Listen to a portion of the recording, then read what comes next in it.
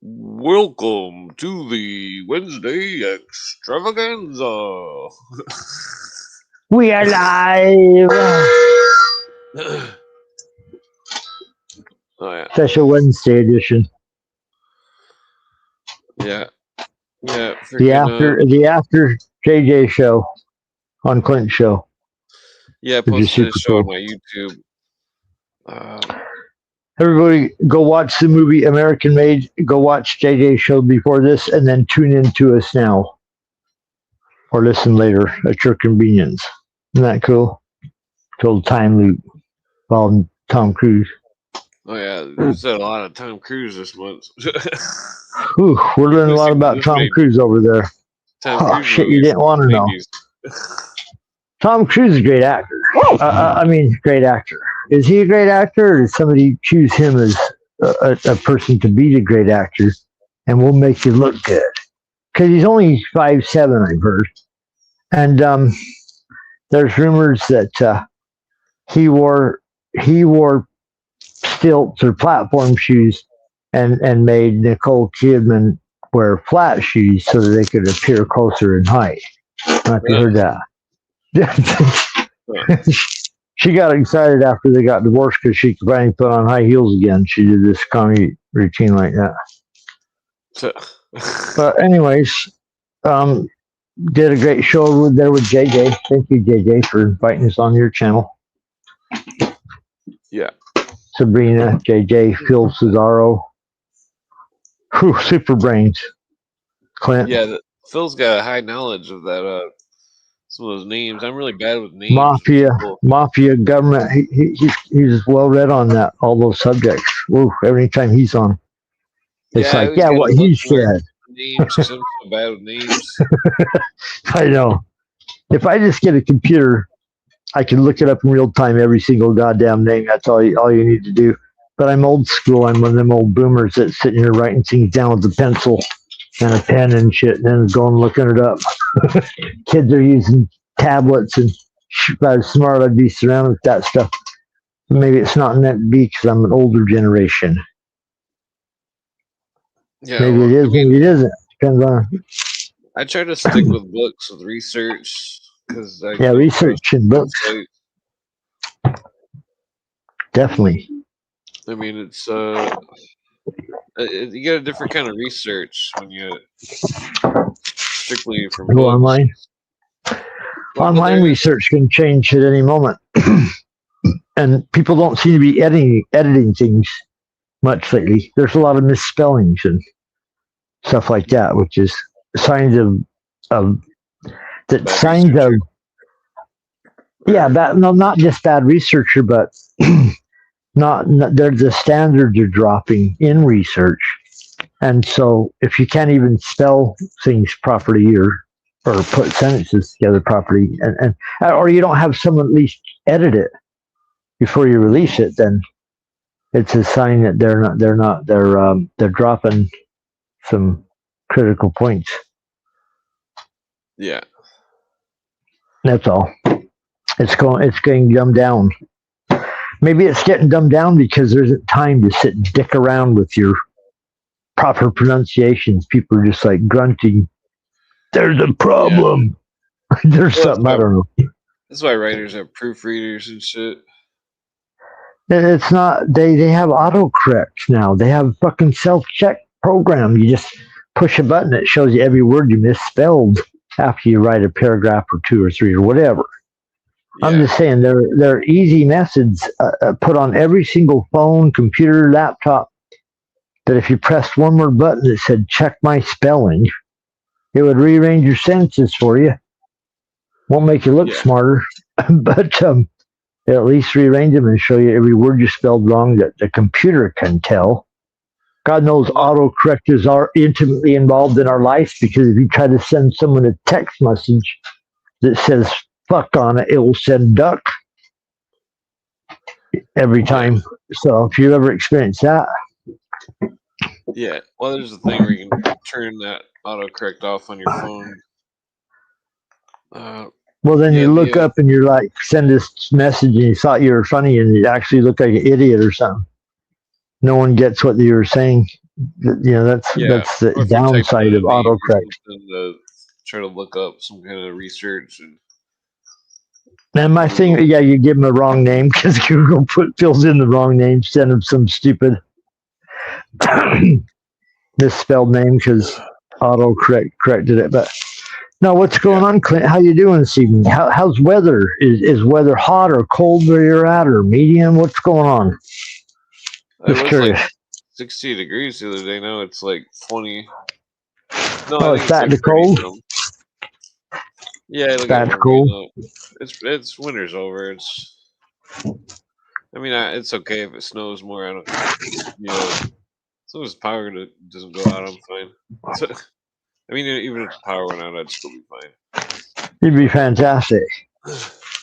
Well, I would want the power to go out, You'd of course. survive. You would no, but you would survive. You would. It wouldn't kill you. But I've got 2 generators. There you go. Gasoline for days. Yeah, one of Cans the of generators gasoline stacked up. you got to turn it on its side really weird to get it to run right. You gotta like tip it up at a weird angle. I'm not sure what the hell's going on with it. All right. I gotta take it to You somebody to have it repaired. you live more towards the rural. You live more towards the rural side of society, right? Yeah, I buy a bunch You're of out. swamps. Rural country, you mean? Yeah. There's a distance Yeah. between you and your neighbor or whatever up in the Yeah, countryside. there's a bunch of swamps out here and lakes and shit and I live back in the woods, you see. My woman and my dog, my truck and me. Reminds me of that song. I got a shotgun rifle and a four-wheel drive. Country boy can survive. it's a good song. Country boy can survive. Yeah. Cause you can't run us out and you can't chase us down. Stupid lyrics they play on Alex Jones all the time. I love that song. Oh, he's hijacking that song? Well, no, he's played that song over and over till it didn't mean nothing. Because that song's about survival, that you're not going to run out country boys. And Alex Jones played that song 20 years straight to where he's talking about surviving the end of the world and don't you're coming to get us. We're back in the fucking swamp. Never happened. Just a big long. Do you think Alex Jones ever baled hay? Because I mean, that's what I consider country. I don't think he baled hay. Well, do you think he's ever done I any don't think he plumbing baled or hay. construction work? Or His dad was a dentist, so. Dennis. Oh, jeez. Those people that are sons of dentists always turn out fucking flunky. Yeah. Anyways, how's everybody doing this evening? Got No the cameras. offense to anybody's The camera's melting. parents are dentists. Camera's melting. Yeah. Anyways, thank you, what we're talking JJ, for having us on earlier. That was sure fun. Now that I'm totally buzzed, my second gummy. Well, I remember what I was getting. I don't think Alex Jones is a country person. You know, is he? I mean, Country boys can survive. He's a city boy. Well, he's had lots of time hanging out in the country shooting guns. I believe that, which is not a bad thing. He's been in public TV for so long. I mean, he's probably Bill Hicks, like JJ keeps bringing up the possibility of he's Bill Hicks. Bunch of people messing around with that. A lot of interesting people, but he's best friends with the #1 podcaster in the world, Joe Rogan. I seen an interview of Joe Rogan's dad just cursing him out, like not cursing Joe Rogan out, but just talking all this shit about him. Yeah. Yeah. I stopped listening to Alex Jones, as I told you a long time ago, himself. Yeah, I stopped because a long time ago, yeah. So long ago, but it's because it's like a 4-hour show where there's like an hour and a half of show and 3.5 hours of commercial or whatever it is. Whew. And then in between guests, he's interviewing, or he's selling things. He's selling everything. And the world's always coming to an end on Alex Jones's show. There's always an emergency special broadcast, which you can understand. I'm a conspiracy guy. Something big's going on. Come on Yeah, now. he does it every day. Yeah, We all get it. The world's going to hell in a handbasket. Thank you for letting us know the whole time as it was going down. We do appreciate everything that we learned from Alex Jones. There was a long time ago, Alex Jones was on the radio telling you how bad things were. Agenda 21, all the United Nations, all the 2030 world projects, that's all reality now. Worldwide, everywhere. People have been trying to talk about this forever, but I mean, as long as it was going on. But what we're starting to question nowadays is who the people, even the stories of the people telling you. Whew. Some of it, they cover up parts of it by adding their own story alongside the real story, like schmooze down the story. Kind of like that movie review we were doing earlier, American Made, with Tom Cruise. Did you watch the movie? Yeah, I watched it twice. Maybe last night or the night before, or whatever. You watch it just recently. Card Saturday, and then because I really wasn't paying attention, so I rewatched it again. And then rewatched the last half, and then I watched. If you'd seen it once, you've seen it 3 times. I saw a couple things. Well, then I see the specials. Right at the beginning of the movie, it said Flight 11. Flight 11 taking off. At the first 30 seconds of the movie, it says Flight 11 taking off. Here's who's flying on Flight 11? Tom Cruise, working for TWA or whatever it is. 11's the magician's number. That lets these people on the inside know this is a movie for you. Pretty much. That's how magicians operate, these people. We talk about that all the time in numerology. Damn it, this joint's like not burning very well. Well, you should have dried it out. You should have let that stuff dry out, Clint. You freeze. Well, I got it from the store. Dry it out a little bit. Let's see. I got a clip here of. You got to play a clip of the movie American Made commercial for it, no, so you can do commentary of it. It's a news clip. Where was it? There was a spot though from the other one that I didn't want to play a clip of. This was just a quick news clip. Yeah, I see the clip.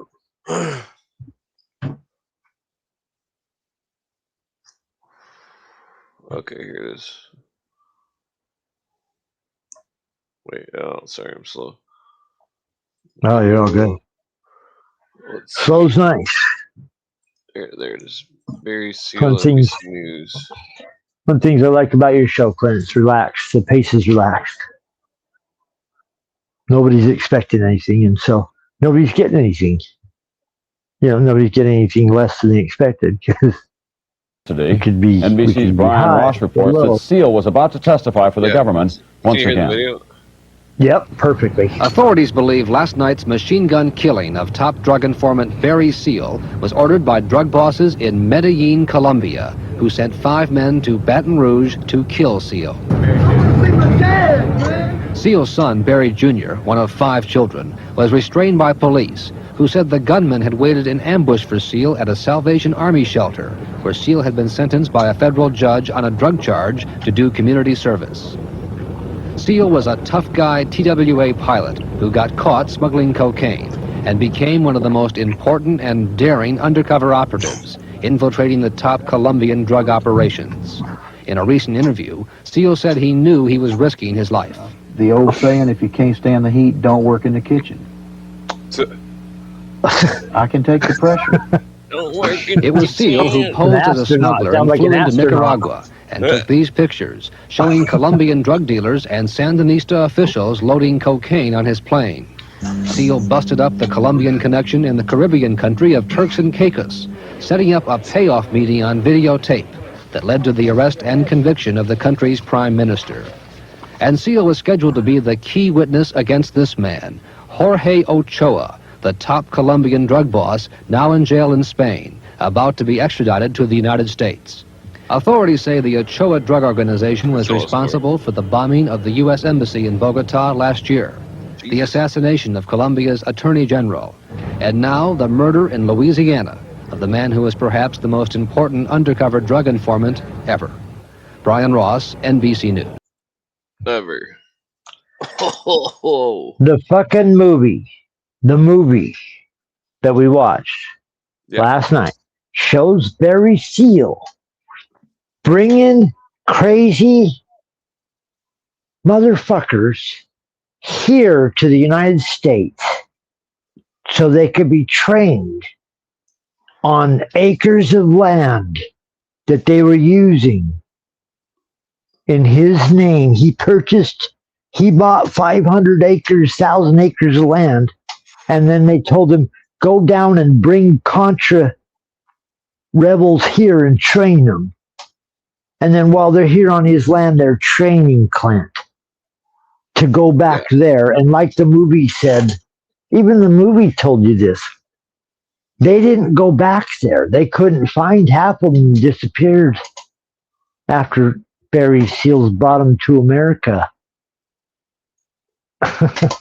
They couldn't find them again because nobody wants to find illegal aliens wandering anywhere in the United States because that might offend them or hurt their feelings if you ask them for some ID. Wow. There's a whole bunch of cartel in the mountains in California. They're growing they used to be at least, growing a bunch of weed. And there's the park rangers and shit. My friend used to live down there. He said that the park rangers are scared to go up there because if they went up in the cartel area in the mountains in California, that they might not come back down. Definitely. I mean, that's some serious business. What's going on is as we talk about all the time, Bill Cooper said, if you picture a map of the United States, Bill Cooper back in 1990 said, you picture every town, every city, every town, every county, and you can get drugs, any drug you want, in any quantity within a short period of time. He's like, this isn't a small time operation. This is a major industrial operation. That's what Bill Cooper was trying to tell you back in the day. And back then, because the Reagans were pushing against drugs and don't do drugs, kids, while they're bringing drugs in. I mean, that's pretty much what we've been told now. Isn't it nice? We're getting the history of how the government on one end of it's telling you, don't use drugs, kids, as their other end of it is bringing the drugs in and starting a big giant covert operation inside the United States that only gets hinted and whispered about. When cocaine got popular here was during the Iran-Contra thing, because they realized they could use cocaine to make money and trade drugs to go to Iran, or to. Well, what year was Superfly made? Superfly? Wasn't that the 79 movie or something?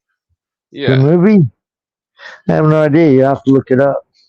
I have no way to look it up at this moment, but Superfly. I'm pretty sure that was the 70s. What does that have to do with the price of tea in China? Well,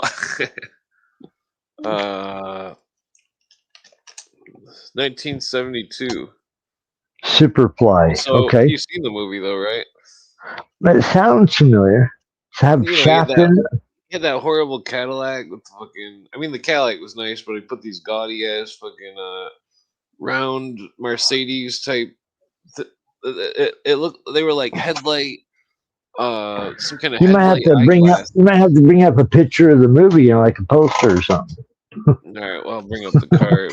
The car was nice, but it's horrible. Bring up the car, maybe I'll trigger my memory The of the car's movie. relevant. But so there was a movie called The Car back in about 1972 or 4 or something. That had a really cool, weird car. In the movie, 1972, this Superfly movie, the in the movie that they were cutting cocaine, and that it was showing what the city thing. I don't know if the city was actually like that back then, but let's see here. Superfly. Sound like some black exploitation movie or something. Yeah, it was. I'll just try to zoom in on this. Bring up this horrible car. Oh fuck, wrong button. Yeah, but so the whole movie was about definitely some kind of, I don't know if it's propaganda or if it was this car's headlights. So it changed. They modded the headlight. The car just looks horrible. Wow. Yeah, now you can see what we're working with here. I love it. Yeah, it's like something Hollywood would. Yeah, but so it's like something Hollywood put on the front of their car. Yeah, it's a really bad car. Yeah, I don't know why they would do that to those headlights, but me neither. You got me there. My point though is that they were putting like a cultural. They were trying to engineer the culture with this movie, Superfly, and his wild adventure that goes on in the movie. Oh, we got the guy? Amish person here. Oh, do we got my favorite Amish guy, Isaac? Yeah, my new Amish hat too. What's going on, Isaac? Oh, yeah. You know I'm teasing you when I call you Amish. I respect you way more than the Amish. I'm on some pretty strong acid, and I'm on some whiskey. Oh, nice. All right. We got a Canadian. Let's have some fun tonight. Oh, we got some Canadians. Where's Jonah? I need a bowl, but I'll be right back. I'm gonna smoke a bowl. Go get a bowl, and then we'll get Jonah on here. Oh my god! Along with Harry. Heavy. What's going on? They're 4 hits each, and I cut it up, and it's still strong. Oh man! I don't think it matters. All right. We want live reports minute by minute as you get higher. What's going on, Harry? Not too much. You? Oh, I came on here ready and willing. The tile business is hard, especially this time of year. My voice is harsh. Sound like Bill Clinton. I'm doing my job. Oh my God. Them girls, you don't understand. No. You don't know how I was just swimming in a pool. Suddenly there's this cute girl. Oh, I never snorted or smoked, but I pretended to. Okay. And my wife wants to be president. So, what do you got for us, Clint? Some of that Barry Shields? So they kept interviewing this dude. You can't play that whole video, but I watched I'm not this. gonna play the whole video. I'm just. I watched that whole thing. I watched it all. Play whatever you want from it. I watched it all last night. There's a clip where he just flats out. They set up a camera with the news, and then I think it was right. Follow Barry Shields. Yeah. He play a second of it. Play a second of it. Look at him. He's all full of himself. Telephones. All right, go ahead. Yeah, he makes a deal or some shit. No, I called him in Miami this morning. With just like in the movie. Just like in the movies. I just called Columbia. He'll be calling. And Webb says he was instructed. I remember. Where's that? Webb. Calling fucking Noriega, calling Pablo Escobar on payphones in his local little town in Arkansas.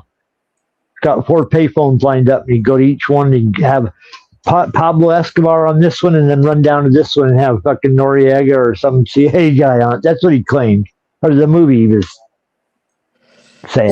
Or Clinton on the other. Or Clinton getting him out of jail. Yeah. Damn it, I can't find that scene. George Bush, possibly. George Bush might have been on one of those payphones. Whoa, that's crazy. You know who that sounds like? That sounds like Lee Harvey Oswald. Remember how he was meeting at Guy Bannister's office over there in New Orleans? Totally. And then the CIA office is here, and the FBI office is here, and Naval Intelligence office is next door around the corner. Okay. Pay attention for 1 minute. Uncle Sam. Let me just wait till the beginning. Damn, Be what's right here. Oh, 1 second. Ah, it's trippy. That looks Okay. trippy. It's a special. It's like good on, probably good looks good on Cool and Fry. Okay, now it's about to go right I now. think ton of whiskey. These two men are Let's hear federal this. drug Right agents. here, listen. The Watch. third man is Baton Rouge pilot and Turn it up, soldier of Clint. fortune, Barry Seal. Very careful with it. Described by some law enforcement officials as one of the biggest arms and drug smugglers in the country. But it was Seal, not the drug agents, who asked us to videotape the meeting. This rendezvous between Barry Seal and agents of the Federal Drug Enforcement Agency took place outside a motel near Miami International Airport. The suspected smuggler wanted us to secretly videotape the meeting for what he called self-protection. I received a sum of $10,000 today in cash and $100 bills. Received Nice number, dude. That's like 100,000 a day. I made to a DEA operative who's working in this covert operation at this time. Barry Seal is an enigma. On one hand, he's been working closely with federal... Yeah, he Yeah, protected so you get the himself by idea. filming it. Very and strange. realized No one knows who this is. Very strange. The Enigma. We know what the fuck you're doing. You're doing drugs and guns and money. Evil. Well, yeah, it's just Isaac, fucked how up. you doing, brother? I was checking my eyes. They're not that bad in the computer light, but in the mirror, they're all the way dilated. I like that hat you rocking over there tonight. Yeah. I'm sweating It's my like ass off. Indiana Jones or an Amish guy. God damn, yeah. No, dude, it has me purging now. I have the fan on. Can you guys hear it or not? No. No. You're clear. I'm gonna point it at me because I'm hot as fuck. Let me know if you hear it. Can you hear that? Yeah, we could hear that. No, my AI computer is pretty good. No, we can't hear it. Go for it. What do you got for us this evening? What do you have to report from the other side of the veil? What's going on in the other universe, the alter universe? I didn't take that much, but Oh, darn it. and I've had Well, report back when you do. I've had my lobotomy, so fuck that, right? There you go. Where's You've your already gone scar? insane. I don't see a scar. Yeah, no, it wasn't. His scars are psychic. They're psychic scars. They're psychic scars. Okay. I'm not magnetic. I don't feel. I used to lucid dream, and the day they did it, it went away. You see me now, a veteran of 1,000 psychic wars. But it won't change anything. They already got rid of me. Like I could do as many psychedelics as I want, they'll never come back, probably. Have you ever heard that Blue Oyster Cult song? Veterans of the Psychic Wars, 1977. No, No. but Pretty cool. About the breakthroughs. I had my lucid dream experiences, and then when they did the If you- lobotomy, the electrical thing went away. If you thought Don't Fear the Reaper was cool, go check out Veteran of the Psychic Wars by Blue Oyster Cult. Don't fear the Reaper. That makes me want to take the whole tab I got. Bow, down, down, down, down, down, down, down, down, down, down. Yeah, I'm on. Oh, I'm hell on yeah. acid that. Come on, baby, don't fear a bunch of acid. No, I forgot. I don't know if I told you guys, but they're 4 hits each, and I cut one square into like a tiny 3 pieces, and I took all 3. But Oh, there you go. Goodness. You know, as a kid, I'd taken the whole 100. I'm up to No. like 0.7. I'm up to like 0.7, 0.1, or 1.2, probably. Okay. But that they say 350 each in my and I'm not gonna go any deeper. Never mind. All right. So Todd, Psychonaut. Scary amount. Yes, sir. Yes, sir. yeah, just on a side note, Have you ever watched Emerson, Lake and Palmer live? Atom bomb level. Live, I've watched like videos of them on YouTube. Yeah. Yeah. Aren't they the greatest band alive? They're totally amazing. Who does the song Alan Parsons Project? Alan Eye Parsons. in the sky, looking at you, I can read your mind. That's Emerson, Lake and Palmer. Eric Wolfson. Yeah. Anyways, Emerson, Lake and Palmer, they were like the early synthesizers were like just coming into music. It was huge. The bands that were using synthesizers. They were expressing that feeling they had on it. They produced the last Beatles album. They produced, I think, David Bowie album, and they produced a lot of other albums. Oh, they're involved in so much shit. They've been taking like high levels of. I barely scraped the surface of it. These guys were frying their balls off. Yeah. Their minds blown. I'm telling you, I scraped the surface and I barely like dancing on the water. You know, when I was a kid, I found this book because I go to libraries and I go to bookstores, and I found this book by John C. Lilly where he talks about his research in tripping balls going into isolation tanks and dropping mass quantities of shit. Where his mind and dolphins, he's looking at a dolphin communicating on mass amounts of fry. You tell me that wouldn't blow your mind. No, I mean, I think I've told this story before, but the first time I took acid, I did 16 hits for the first time. No tolerance, no expectation. So my spirit was so pure, it didn't have any fear because it didn't even know what it was, so it was a perfect trip. Okay. I'm sure it was real. Whoa. Yes. 16 hits? Like, that's retarded. No, so what happened was I got 4 hits, but they were rated at 400 each. I don't know what that means. 400. 4 hits each, basically. 4 hits each, and I ended up taking one, liking it so much I took all 3. You mean they were triple? You mean they were quadruple dipped? They were quadruple dipped. Yes, they were 4 doses. And it probably wasn't heavily strychnine laced, or you might have died because that's how people got really sick from bad LSD. It was pure Switzerland crystal acid in paper. The Grateful Dead or something? LSD number 25. Yeah, thanks to Timothy Leary and co. Yeah, it was for sure legit because I had the whole next day aligned like I went out of my body and planned the next day. I swear to God, I swear. Weird. Interesting. I put that on everything. Like Okay, I went out of my body, planned the next day, and it perfectly worked.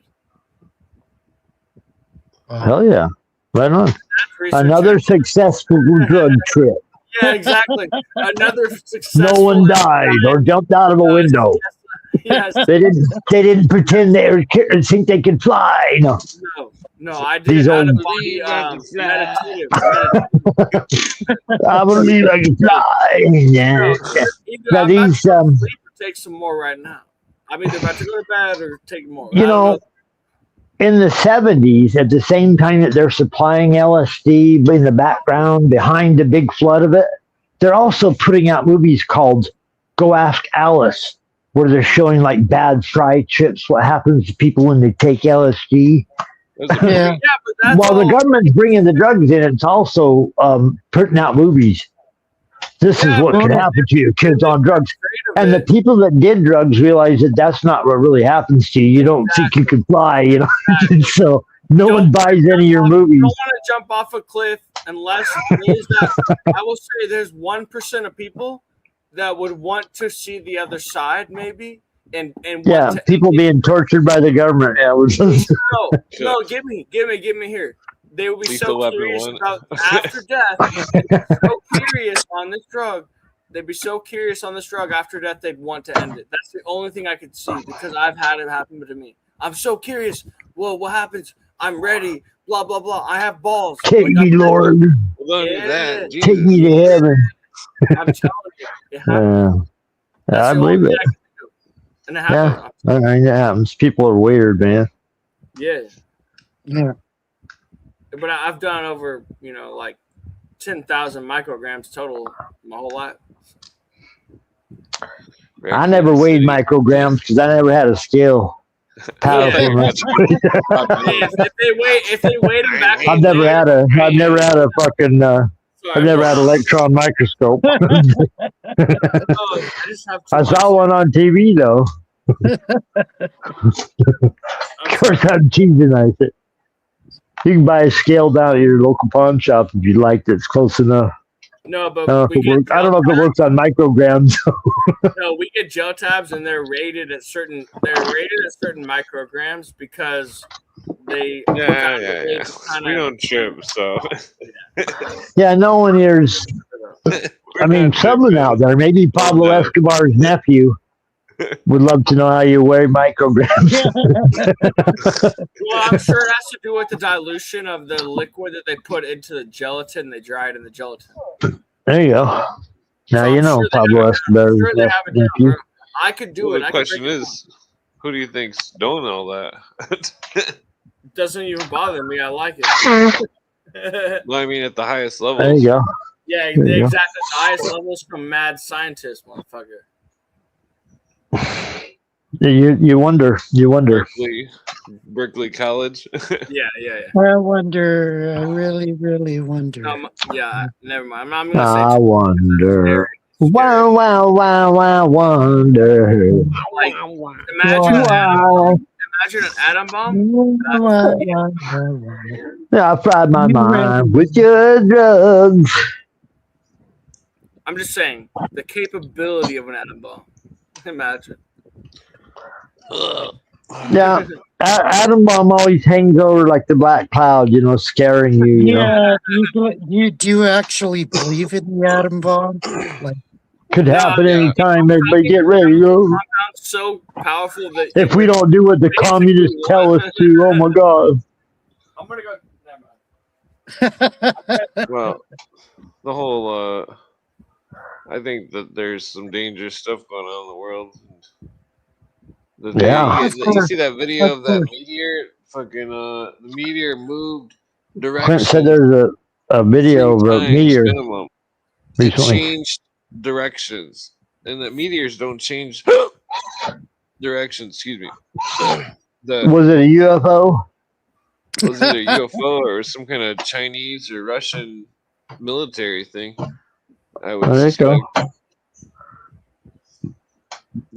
Or it was a hologram. No, that's possible. Definitely. It's very bizarre. If there, I wonder how long. Say there was like a giant meteor flying through space. I just can't see any logical way why it would change trajectories in any physical nature unless it was like landed in the middle of a tornado or something.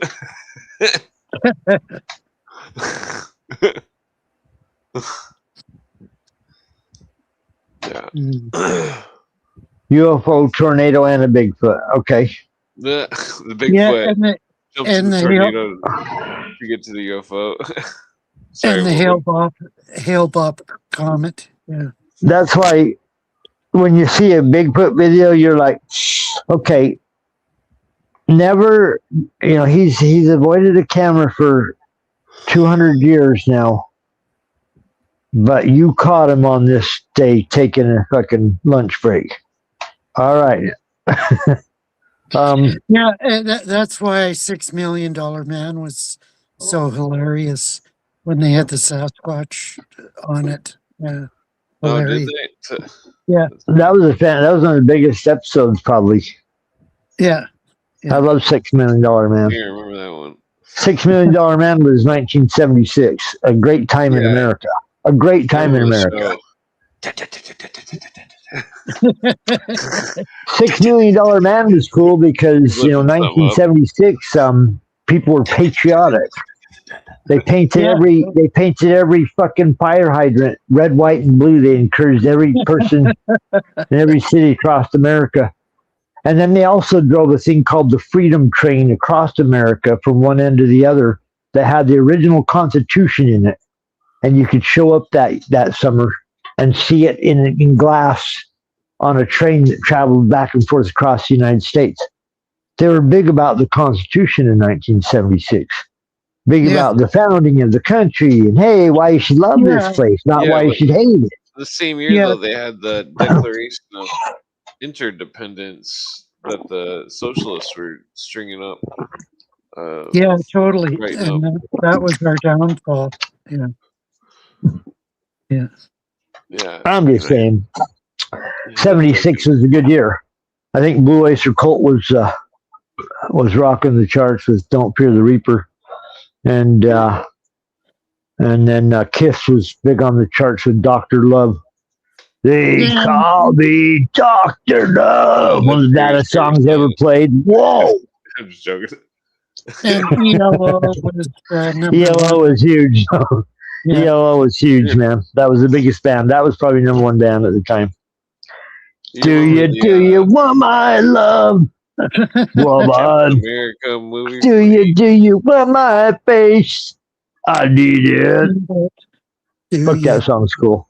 Yeah. One of my all-time favorite songs. 1976, ELO gave you a warm feeling, good music.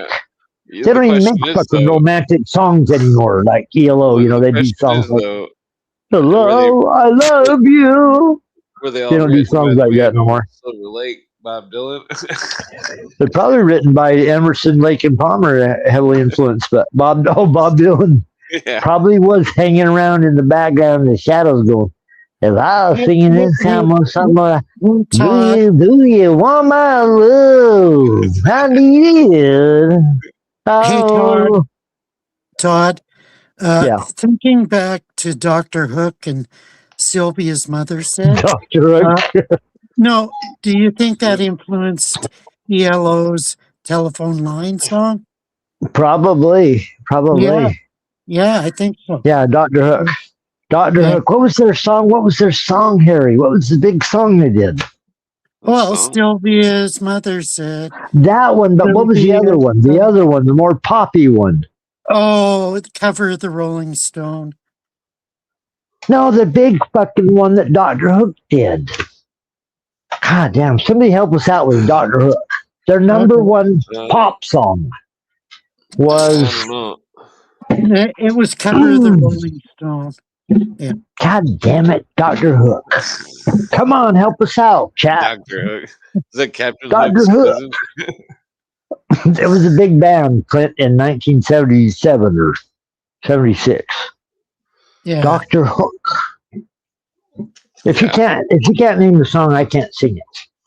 I can't think of it. Their #1 song.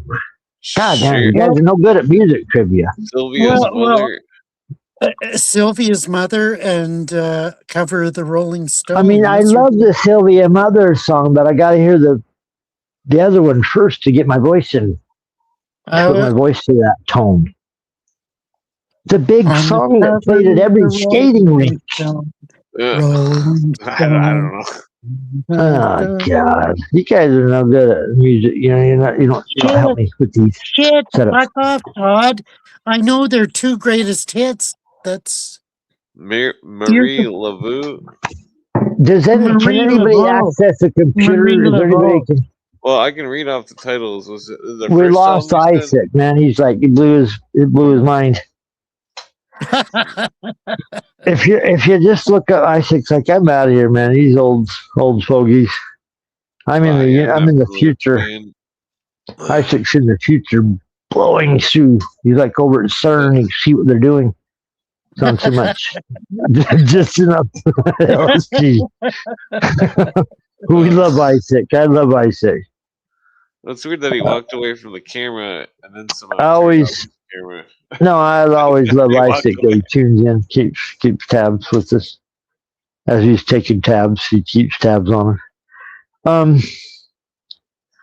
Anyways, Dr. Hook. God damn you guys. If I had a fucking computer, I would just type in Dr. Hook and it would tell me their song. You're thinking You're thinking of Tony Orlando and Don. I think that's who you're thinking of. No. No? Very rarely do I think of those guys. Okay. Not that they never come up, but I mean, very rarely do I think of those guys, Harry. Schmucks. Very rarely. Tie a yellow ribbon round the old folks' trees. That's what my grandparents listened to, Harry, not me. Come on, man. Knock 3 times on the ceiling. Knock 3 times on the ceiling if you want me. Oh, twice on the pipe. My wife's going to come and shut me down. My wife's going to come and shut us down.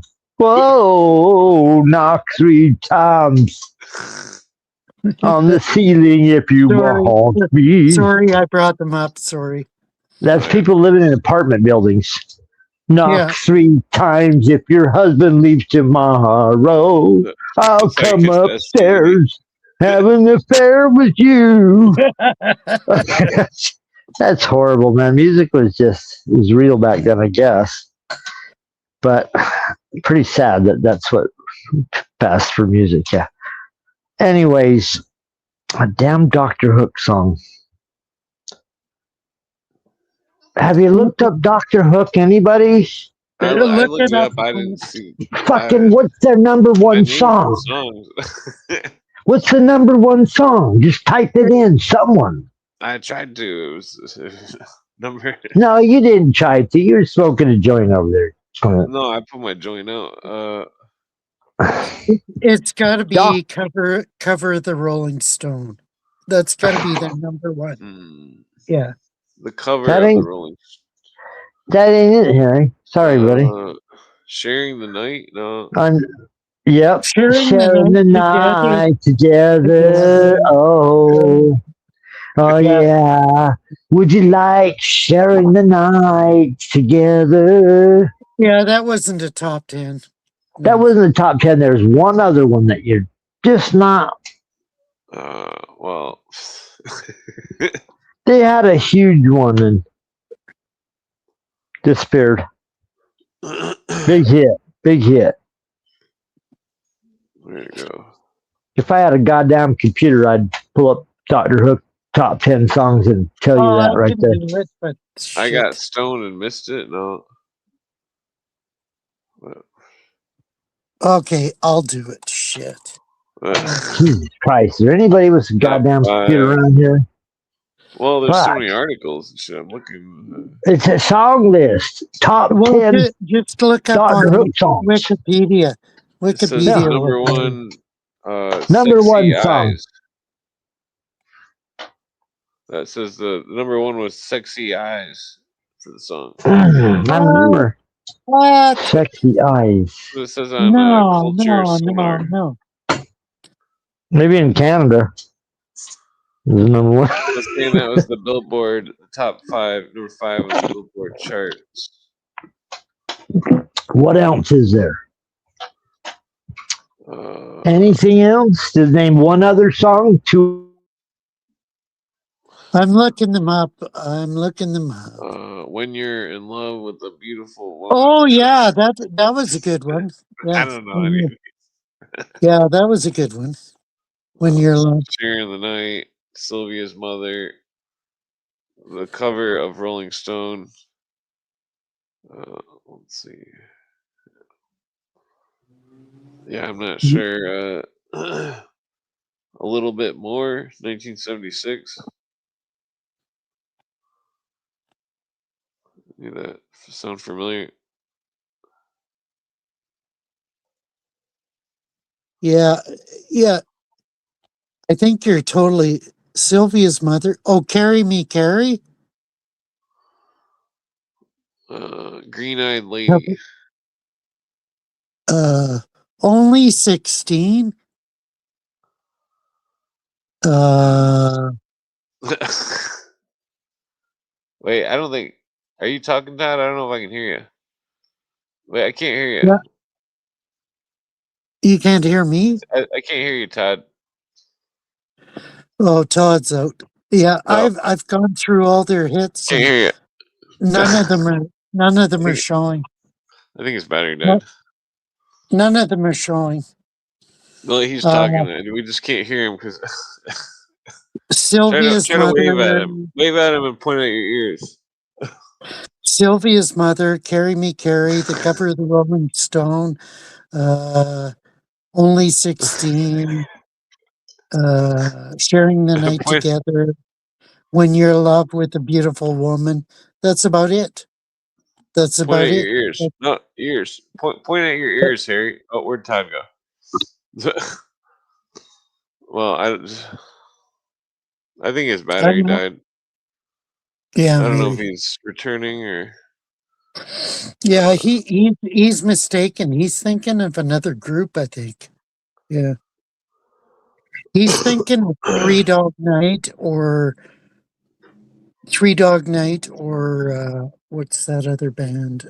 Wait, I think he thought I was waving.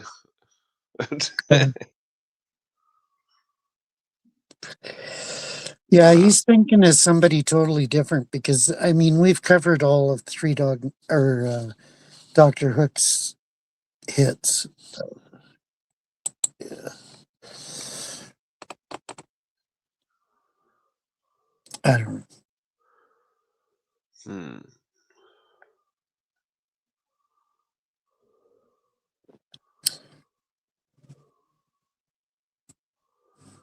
Yeah. So what was the topic of tonight?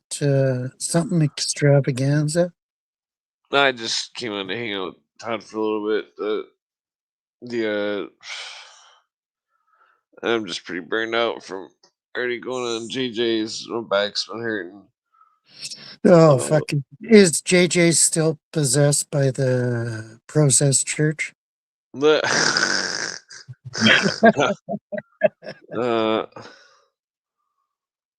it. I guess I could probably go snag one more cigarette, smoke with you. Nah, I've got some weed, but it sucks.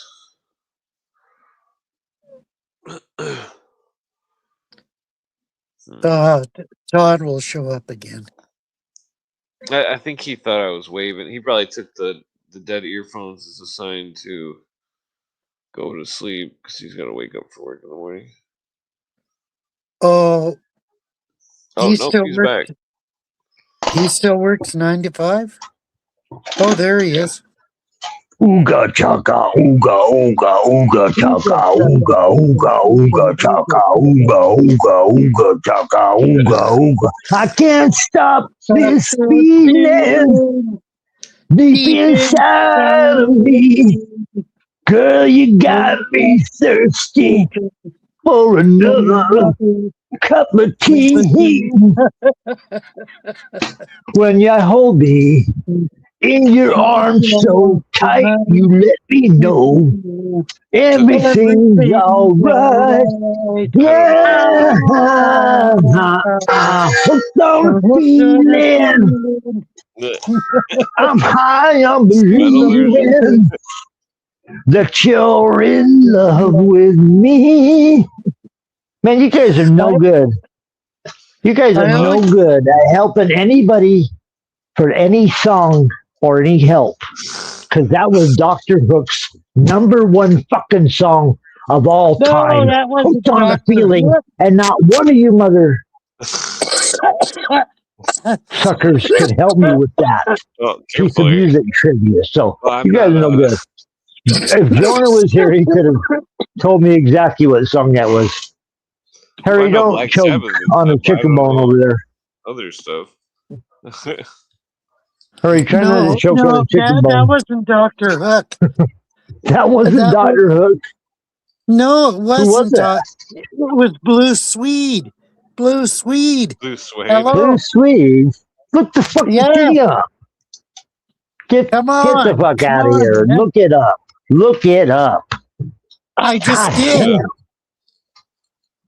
Oh, that was Blue Swede? Pardon me, Blue Swede. I thought it was Dr. Hook. Never mind, yeah. Sound like Dr. Hook. Maybe I was hoping it was Dr. Hook. I don't know. Damn it. Make Doctor Who look cooler than they were. It reached You number sure 5 about that? You better look this up for me. 1969 I don't trust on the Harry. Billboard Hot They get 100. different internet than us, some Canadians. Yeah, I have better internet. Yeah. Better. You get different internet. I don't know. I wouldn't call it better. I should call it different. Yeah.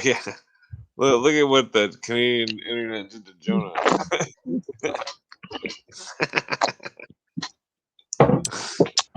I always thought it was. Speaking of Jonah, I hope he's all right. I always thought it was Hamilton, Joe Frank, and Reynolds, but Hamilton, Joe Frank, and Reynolds did another one-hit wonder. I forget what it's called. Speaking of Hamilton, and who else did you say?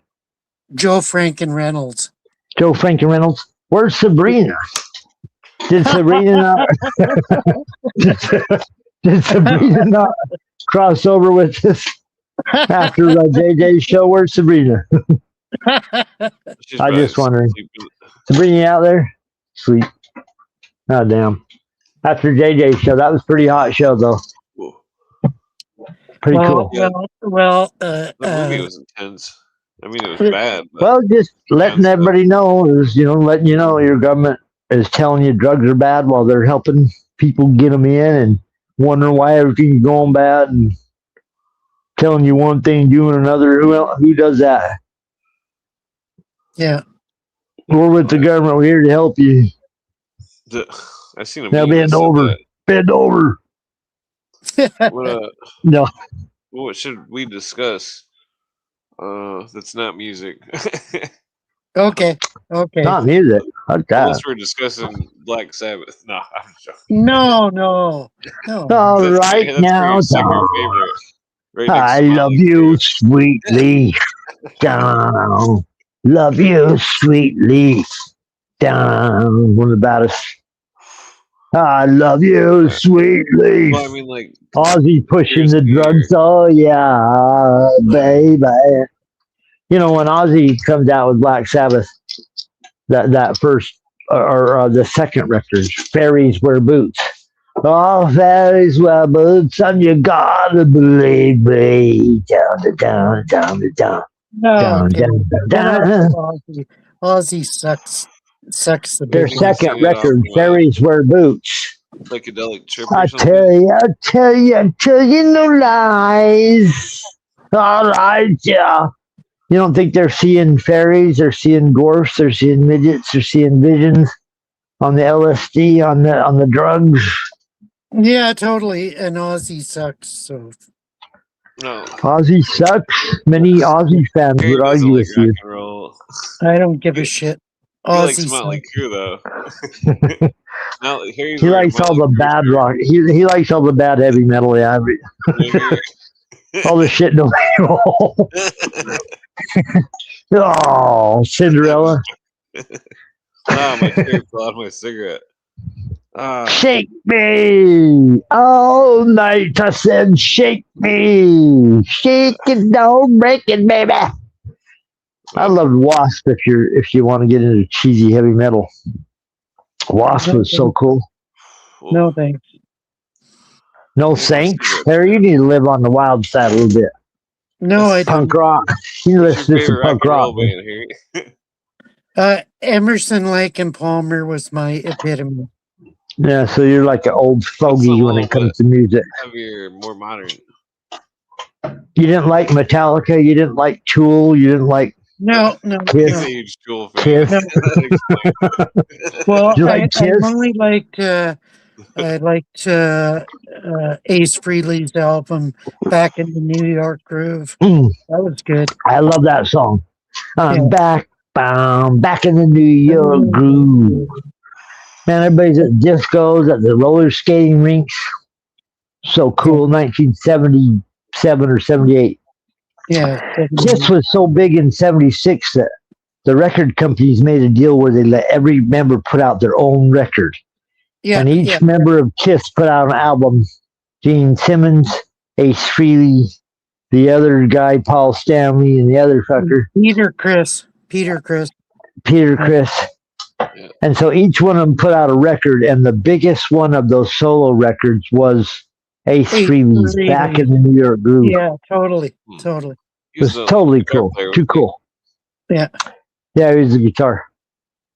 Great song. I love that song. Even the record wasn't bad, but because most of it was garbage. Like the other guys. It was a gimmick. It was a gimmick band. Kiss was cool, you know, at the time. Fuck, it was about the coolest music you could catch till the industry was bringing this stuff in. Yeah, until the new wave hit, and the new wave took over. Yeah. New wave. Yeah. What do you define new wave? Well, what year? For starters, Split Ends in 1979. Split Ends with "I Got You." Yeah. Yeah, totally. New wave, modern music. Yeah. There was a bunch of electronic synthesizers. Gary Newman in cars. Devo was putting out synthesizers. Emerson, Lake and Palmer's coming in with the Moog synthesizer, which is just mind blowing if you go look at the history of synthesizers. Yeah. Rush is being used. Rush is using synthesizers up in Canada. My friend guy was shaping our brains. My friend had the actual synthesizer Depeche Mode used for one of their albums. It's really hard to like mess with each other. Depeche Mode is more mid '80s and a little bit down the road. I never cared for Depeche Mode. I love Depeche Mode. Really? I love them fucking start to finish. Everything they did. I mean, too cool. Production values. I mean, I'm just not a fan of the music. Fuck, they did so many cool tunes. No, I can't name so many of them. I can't name one of their songs. Not one? No. Because you don't listen to anything cool, though, Harry. That's your problem. No, I'm prejudiced. You're prejudiced. You got AM radio. That's where you get your fucking music from. We know, up in Canada. You listen to ICP. Got ACP playing on an AM radio station. Clown. No, I listen to FM. Yeah, but you're getting FM radio from the Crown. Yeah, you're not getting American FM. You're getting Canadian FM. No, I was saying clown. Down with the clown. I don't know. Queen might take offense to that. The Queen, is it king or queen nowadays? Which one is it? I'm not sure. He just made a speech the other day about how poor everybody is, and he's all rich and fuck everybody. I'm very rich and glad to see you're all poor. I'll go back to my mansion. Carry on, all you peasants. All my territories, all around the world. We did that movie tonight. Did you tune in to JJ's show tonight, Harry? No, I can't stand JJ anymore. What? Fucking JJ loves you. What are you talking about? Oh, yeah. He calls me a vampire. Hello? He was joking with you. You were acting kind of vampirish the evening before. No, but still. And you don't think that was kind of funny? He's joking, he's kidding, he's poking you in the side, he's ribbing you. Yeah, but he's making you famous. He's so possessed by the Process Church. Harry, is it so bad to be known as a vampire? Is that such a bad thing?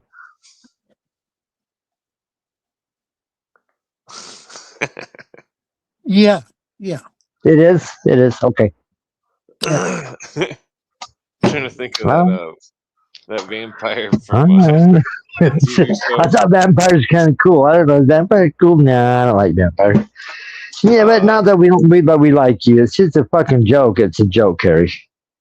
Yeah, man, I'm obnoxious. I'm obnoxious at times. Me and Jonah sit and tease each other about who's more obnoxious, me or Jonah.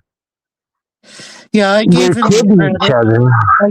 the credit that it was a joke, but still, he kept playing on it, hurting your feelings, over the top, and I thought, come on. Well, hold on here though. Let me just bring this picture up. Which picture? Hold on, I'm bringing it up. Oh wait, she big fat girl. Here he says he's not a vampire, but what is it? What is this picture right here? Yeah, that's not me remotely. That's not remotely me. What? Like that What? guy. Have you got a side job? No, that's so out of the Psychic vampire. that's so out of the realm. I don't Hold know. on now. Hold on now. It looks spot on. No, it doesn't. Fuck off. Fuck off.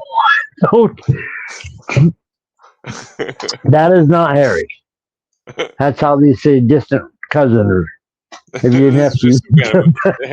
Some kind of mistake here. Some kind of identity theft. Would you buy a coffin from this man? Yeah. Sleep in. Oh. I mean, the resemblance is uncanny. No, it isn't. Fuck off. Fuck off. You both got glasses on. No, we don't. You're both smiling. Come on now.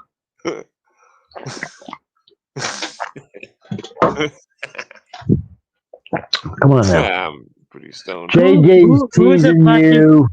Who the fuck is this Colin Robinson guy? I don't know. He's going to get a lot of emails tomorrow. Yeah. Shit. He's a psychic vampire in a mockumentary. Colin Robbins, cousin of Harry. To bore you to death and then drain your energy. Yeah, it's horrible. You know, where's the real admitted psychic vampire Logan when we need him? Guy that actually claims to be a psychic vampire. Yeah, right when we need him, he's nowhere to be found. Yeah, totally. Yeah. Right when you need one, you can't find him. Well, that's okay. I haven't seen him around. I think he was doing up some kind of shady stuff or something. Maybe working for Antifa or something. I don't know. I think he was hooked on drugs or something. Or Danny Holkauer. I forget that. I forget if he's awake or not. Who knows who's watching? Oh, is he? Are you in contact with him, Clint? Everyone say he calls you from the streets. Yeah, I mean, well, he's on Twitter and stuff. He's on Twitter. You just forget to invite him on the show. Well, I mean, I was planning to do super long show tonight. Yeah, me neither. No, don't call him. Don't say, come on the show. Just, send an invite, please, on Twitter, just so don't wake anybody up. Tonight? Well, maybe not. I don't know. You want two psychic vampires on here, Logan and Harry? Come on, man. That's more energy. That's more negative energy than we could deal with. Well, not Logan. Todd. Seriously, Todd. Come on. I'm teasing you, Harry. You know I'm teasing you. We can't tease. We can't joke. I know. Okay, if no one can joke with you, then turn it. You're gonna be like me. You're like, oh fuck, I ain't coming around. They're gonna just pull my leg. I'm out of here. Make fun of me. You make fun of me. That song. No, I appreciate you. I appreciate Clint. Hope everybody, could take everybody in stride. Oh yeah, as much as possible. I didn't get to sing Bob Dylan on JJ's show, so I'm like, well, fuck, Clint, you got to pull on another couple minutes so I can sing Bob Dylan. You sure you're not related to this dude? Harry, is that you? God damn, why you look at me like that? Is that your fifth cousin? I'm not a piece of meat. Stop looking at me like that. Just because my voice is pretty.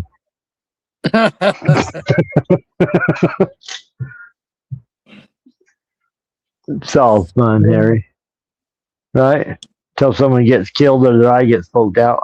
Ah, damn, that's when it really sucks. Yeah. You know, we joke around a lot on these shows, and it's fun. Thank you, Clint, for giving us a platform to come and talk to you and invite all the time. Some of this stuff is serious, and if you think that we're all just having fun and games and having a good time out here, people that try to go expose the truth and talk about this shit seem to have a lot of bad luck. Unfortunate bad luck. People trying to bring you the truth have had that's been that way for years. Yeah, on certain levels, yes. So, if you like a person like Clint or JJ, send them a donation. Put some fucking couple dollars their way.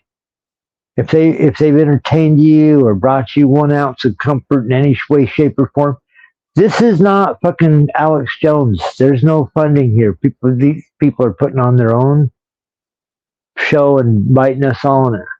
Send them money. Give them a donation. I understand. Support what you love, or support what you love, or it will go away. And guess who's getting lots of support? Guess who's getting Harry? Guess who's getting lots of support? Mainstream funded shows. I know. Guess who's getting no support? Clint, JJ, underground shows like this. Give them some fucking money if you care about them. Yeah, I can't support because I'm not you, because you've already gave Clint. I totally. You already gave Clint money. It's okay. JJ's made enough money off of his vampire skit. Kidding around with you. Kidding around with you, Harry. He was only joking. But man, he's taking that. He's made a lot of money off that. He didn't charge you nothing. That's not accurate. Did a little short comedy routine with you. Joking around for 2 minutes. The channel's monetized, yes. Quite funny. Possibly. Well, so, what was I going to say? It was around Halloween, Harry. Everyone's in Halloween mood. Halloween. Halloween. Oh yeah. So, what else was in the news? Like Candace Owens lady's definitely going crazy, and people are going crazy about her. Like, I know people that follow that show religiously. I have friends that follow that religiously. I'm like, oh, you hear something cool? I'll go tune in over there. I've heard a few of them. I agree with her critique of TPUSA and Erica Kirk. I totally agree with her critique. The allegations and the accusations are insane. They are insane, but they're true. Time travelers? No.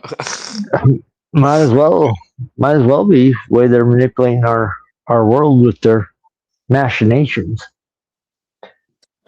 Yeah, but you realize that Charlie Kirk in the end was going against Israel, and he realized Israel was a I think some Marxists killed him. No, I think some Jews killed him. Sorry. No, I think it was some scumbag Marxist that was. No.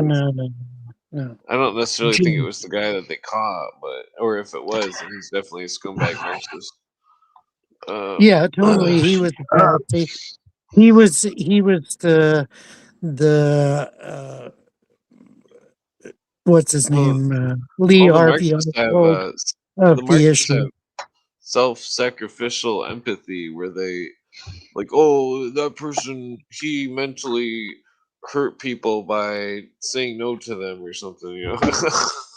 Like, so they think that the motive of the Marxist communists would have been that they thought that he was going against their doctrine and that it was damaging by critique of the communist doctrine, so thus the communists probably got rid of him. He was critiquing Israel.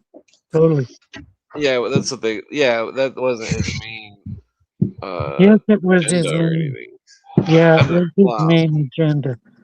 Totally. No. I think that his main thing was just simply going against some kind of communist narrative, and that thus the Communist, communists were like, enraged by it. Because, well, think about all come those on, people that come stood on, there. communist. Hold on, though. Think about Seriously? all those people that stood there and argued with him and were publicly humiliated because they couldn't win in an argument.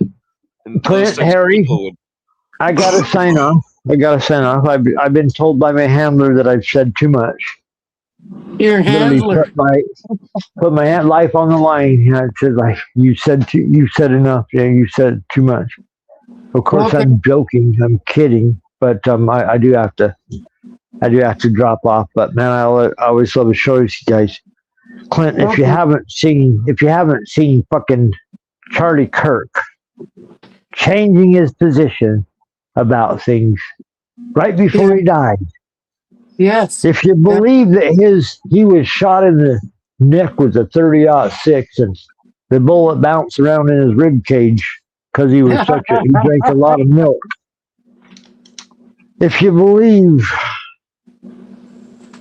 that guy that shot him ran across the roof, disassembled the gun, jumped off the roof 12 feet, landed, put the gun back, ran across the thing, put the gun back again, hit it over here.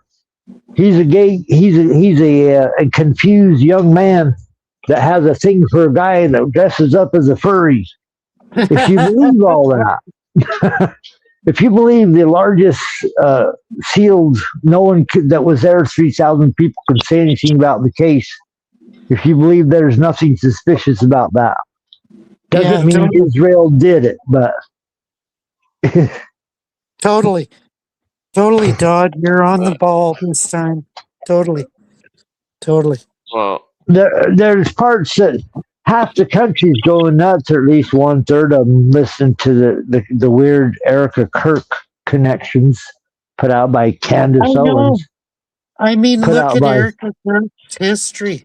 Like Tucker Carlson saying the CIA is going to put him in prison or jail because he said something bad about Israel. And if you don't realize, 1/3 of the country, Clint, is saying things that another third doesn't want to hear, and the other third could give a fuck less about. Yeah, but them saying it doesn't mean that it's proof. That there's no evidence to support. Yes, there's evidence. There's multiple evidence. Speculate all sorts of stuff. If you're not hearing any of their arguments, then you wouldn't know what the argument even is. I see all their arguments on Twitter. One side saying that Candace Owens is a Scientologist, which makes the whole goddamn thing look like another puppet show. Where even Candace Owens is set up by fucking Scientology church, pretending to be somebody else, Harry. So don't be so quick to blame it on the Jews, because that's the roost. That's the roost. Yeah. Well, I think that Candace Owens lady is mentally ill, and that the whatever this thing is, it isn't right, left, Republican, Jewish, Catholic, Mormon. It's all of them. It's a goddamn black octopus that shifts into whatever it needs to be at any given moment to drive us further and closer to a one world government. It doesn't matter what you want to call it. Right. But denying that certain people are involved, you're not gonna throw away evidence that's already on the record. You're dismissing what Cooper says, where the New World Order doesn't. Cooper's been dead for years. Cooper said they're going to bring about the Third World War and follow Bible prophecy and create a one world government because people will be crying after they've been nuked or whatever. Cooper said they're going to follow the Bible. Let me say what Cooper said. The big Bible interpretation. Cooper says that. Yeah, but Cooper's been dead for years. So Cooper can't. His tapes speak for himself. I muted you here. You won't let me talk. Cooper says that the Illuminati, the New World Order, that they want to destroy all religions except their own, and their own religion is not Christianity, Hebrew, Islam, or any regular religion. It's secular humanism, And they're going to use the fucking Bible to bring about a one world government because people will beg. Well, hold on, though. You're missing the point, though. No, I've heard when the New World say Order's goal, you guys are missing the point. When the New World Order's goal is to destroy all religions except for secular humanism, it's including the Jewish religion. So the Jews are not part of the New World Order if the New World Order is going to destroy their religion. You see what I'm saying? No, they're all part of the New World Order. No, you gotta understand the logic in it. There may be some sort of factions of all sorts of different religions that have radical parts and stuff, but regardless of those factions or whatever, the New World Order flat out is only going to have secular humanism in the New Age, and that it's all the old religions, and it's going to exclude Judaism. Hello. But it's well, I don't know. No, it's going to get rid of Judaism according to the plan of the Illuminati and the. Do you think so? Do you think so? What about the Noahide laws? Writings. Do the communists what about the Noahide laws that are enshrined in the Well, we've already went over those with Danny. Those are just some 10 Commandment thing that doesn't even really. You agreed to each one, saying that it was okay. No, I didn't. Yeah, you were drunk. Noahide laws are their dream if they ever get control. Some of the rabbis talk about the Noahide laws that control the world. Retarded. There's no. Maybe they are.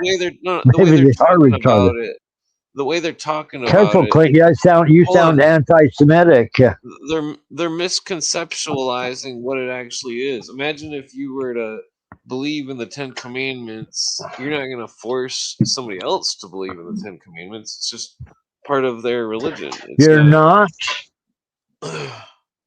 You realize, Clint.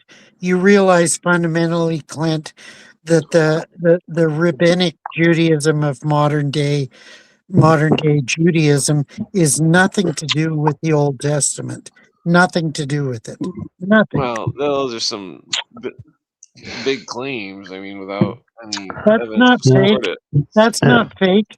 Because anyways, I sure appreciate conversation with you guys always. And anybody out there in chat, hello. Hopefully, everybody that we know and loves out there, and good evening to you all. And hope you continue listening to Harry and Clint. But I gotta jump off, gentlemen. I sure appreciate the time in the show always, Clint, Harry. Harry, I joke, I kid. Didn't mean nothing serious. You too, sir. Love you too. You guys carry on and peace, brothers.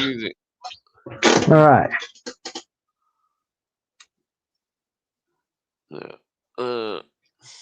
You might be able to smoke one more cigarette since my last one. No, Clint. I'm just taking you back to the fact that I'm grabbing a cigarette real quick.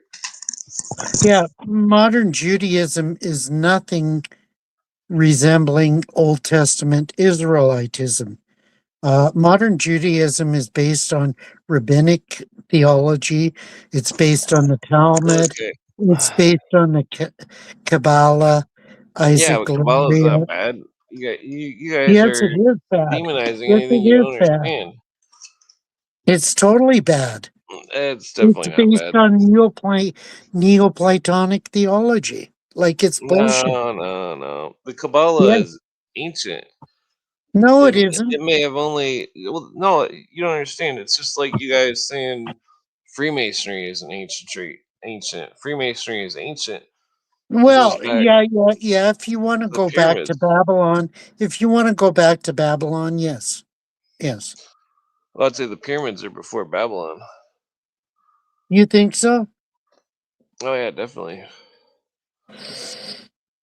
I think the pyramids were before Babylon too. Totally. Oh yeah. Well, so you gotta understand that you can't demonize the Hebrews when I'm not demonizing them. I'm when the New World Order wants to destroy all religions, including theirs. I don't think they want to destroy theirs. Well, I Because found motive that they do. That have you they want to studied destroy. I've have you never seen. studied Well, I've no, never. Hold on, listen, I've never seen their writings where they say we want to destroy all religions except this one, unless they're talking about have simply you studied secular. history where okay, say for instance, let's go back certain thousands of years. Well, I use a rule of thumb that Cooper. Venice was the capital of everything. And then it moved to Brussels, and then it moved to Amsterdam, and then it moved to the city of London, and then it moved to the city of New York. Now it's moved to Tel Aviv. Tel Aviv is the center of everything right now. You Well, have to what's your you have to evidence of that? well look at history. Just look at history. Yeah, but the I'm trying to roll a cigarette here. I can't look at history when I'm rolling a cigarette. I know uh, it's a complicated subject, and you have yeah, to but you're missing my logic though, because it's like Cooper says something that struck me where he says, yeah. Cooper's "Hold on." dead. Cooper's He dead. says, "Hold on." He says, "If it doesn't pass the common sense test, then there must be something that's not making sense." And that my point about the Illuminati and all the communists and stuff, that them wanting to destroy all the religions. In none of their writings do they say we want to destroy all the religions except this one. They say all of Yes, them. they do. No, In no, in in in a theosophy, they say they want to destroy everything except Christianity, or they want to destroy Christianity and allow everything. Yeah, well, there's you've studied Annie Besant, Alice Bailey, uh, what's her name, Blavatsky. You've studied that shit. You should know well, that. my argument is that they have already destroyed Christianity. There's no 3 days, Yes, they 3 nights have. They on have anybody's destroyed. Jesus. Uh, And what if they replaced it with? ugh. Well, I mean, that's the thing though. Even before it was replaced or anything, that it was already Paul's religion before, and that Paul went against Okay, don't give me the six. Paul shit. Hold on, Paul went That's a against the bull. That's a six fallacy. hundred laws That's of a Moses. totally fallacy. No, because Paul, he was a salesman. He wanted to make money, and that Hey, the are you Paul, serious? He yeah, made tents on the side in order to support his ministry. He made tents on the side. Do you think he was in it for the money? I well, don't he think was in so. it for popularity because he was perverting No, he doctrine. wasn't. No, he Jesus was wasn't. not. If Jesus was a real person, Jesus was eating kosher food. That Paul was not eating kosher food. That Paul, as much as this documentary And where, what's the problem with that? What's the problem well, with that? it's Cooper's argument is that Paul was preaching secular humanism, and that I believe Cooper is right. And Yeah, that, I believe Cooper's wrong on that. well, I mean, you'd have to listen to his argument with a close Yeah, fine I tooth comb. understand Cooper's point of view. I've read so much on the Pauline Well, remember that controversy. verse?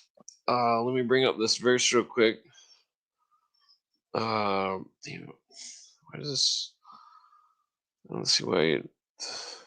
Stupid fucking. You gotta type in a password every time to unlock goddamn phone. Okay, let me find this verse real quick. Okay, here it is. Corinthians chapter 9, verses 19 through 25. So Paul says at the end of it, he says, he pretends to be all things to all men. He pretends to be, and before that verse, he says over and over, I pretend to do this, I pretend to do that. And so he's obviously a spy that, because only a Why? spy would pretend to be all Why things. do you think he's a spy? Though I am free. Well, he preached against Jesus's doctrine. I mean,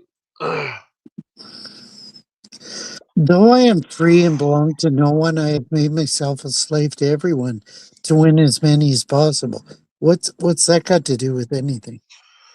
well, the thing where he's pretending to be everything to everyone. What? Yeah, I read part of it.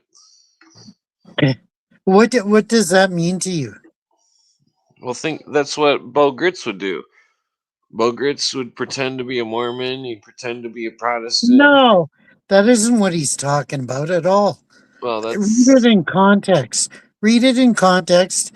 He's saying he's going to be philosophical in the realm of philosophy in order to deal with these issues. Like, well, come on. I don't want to waste my cigarette looking it up in the book because I looked it up and paraphrased the last part. But the well, there's more to it though. Okay, what else? There's doctrines that are made up that are not in the Bible that are practiced by churches that are. I mean, they're not practicing their church day on the Sabbath, which is Saturday for one, and that they've perverted. Oh, okay, so he says in the next verse, to the Jews I became like a Jew, because he was a Jew. He was a Jew originally, and to win the Jews. To those under the law I became like one under the law, though I myself am not under the law. Hello? So as to win those under the law. So he's trying to save Jews, isn't he? Totally. Well, there's a thing where Peter was it's like they argue that Peter versus Paul was like a yin and a yang. Yeah, that's a bullshit Well, hold on. story. Let me finish That's the a sentence. bullshit story. Yeah, but it's relevant because because while Peter and Paul were diluting Christianity, Jesus and James's Christianity was swept under the rug. That's what you think, and that's what Well, that's you've what I come know to from believe. research. Yeah, I that's mean, what you've come to believe, but that's not true. That's just one opinion among a how many certain times sector. have you followed someone It's a and they certain led you sect astray? among Hold on. scholars, How but many other times? scholars would deny that fact. How many times have you followed someone and they've led you astray? Uh, You don't have to name specifics, uh, but I'm sure it's been quite a few times. I mean, it's happened once or twice. Yes, yes. so when the majority of the people say stuff, you got to question it. The When they believe stuff and they don't, dig into it, they led me astray. They're led astray. The doctrines of the philosophies, were uh, meant to make the initiate of Christianity pure, and that to be pure, you have to have no hate, and that the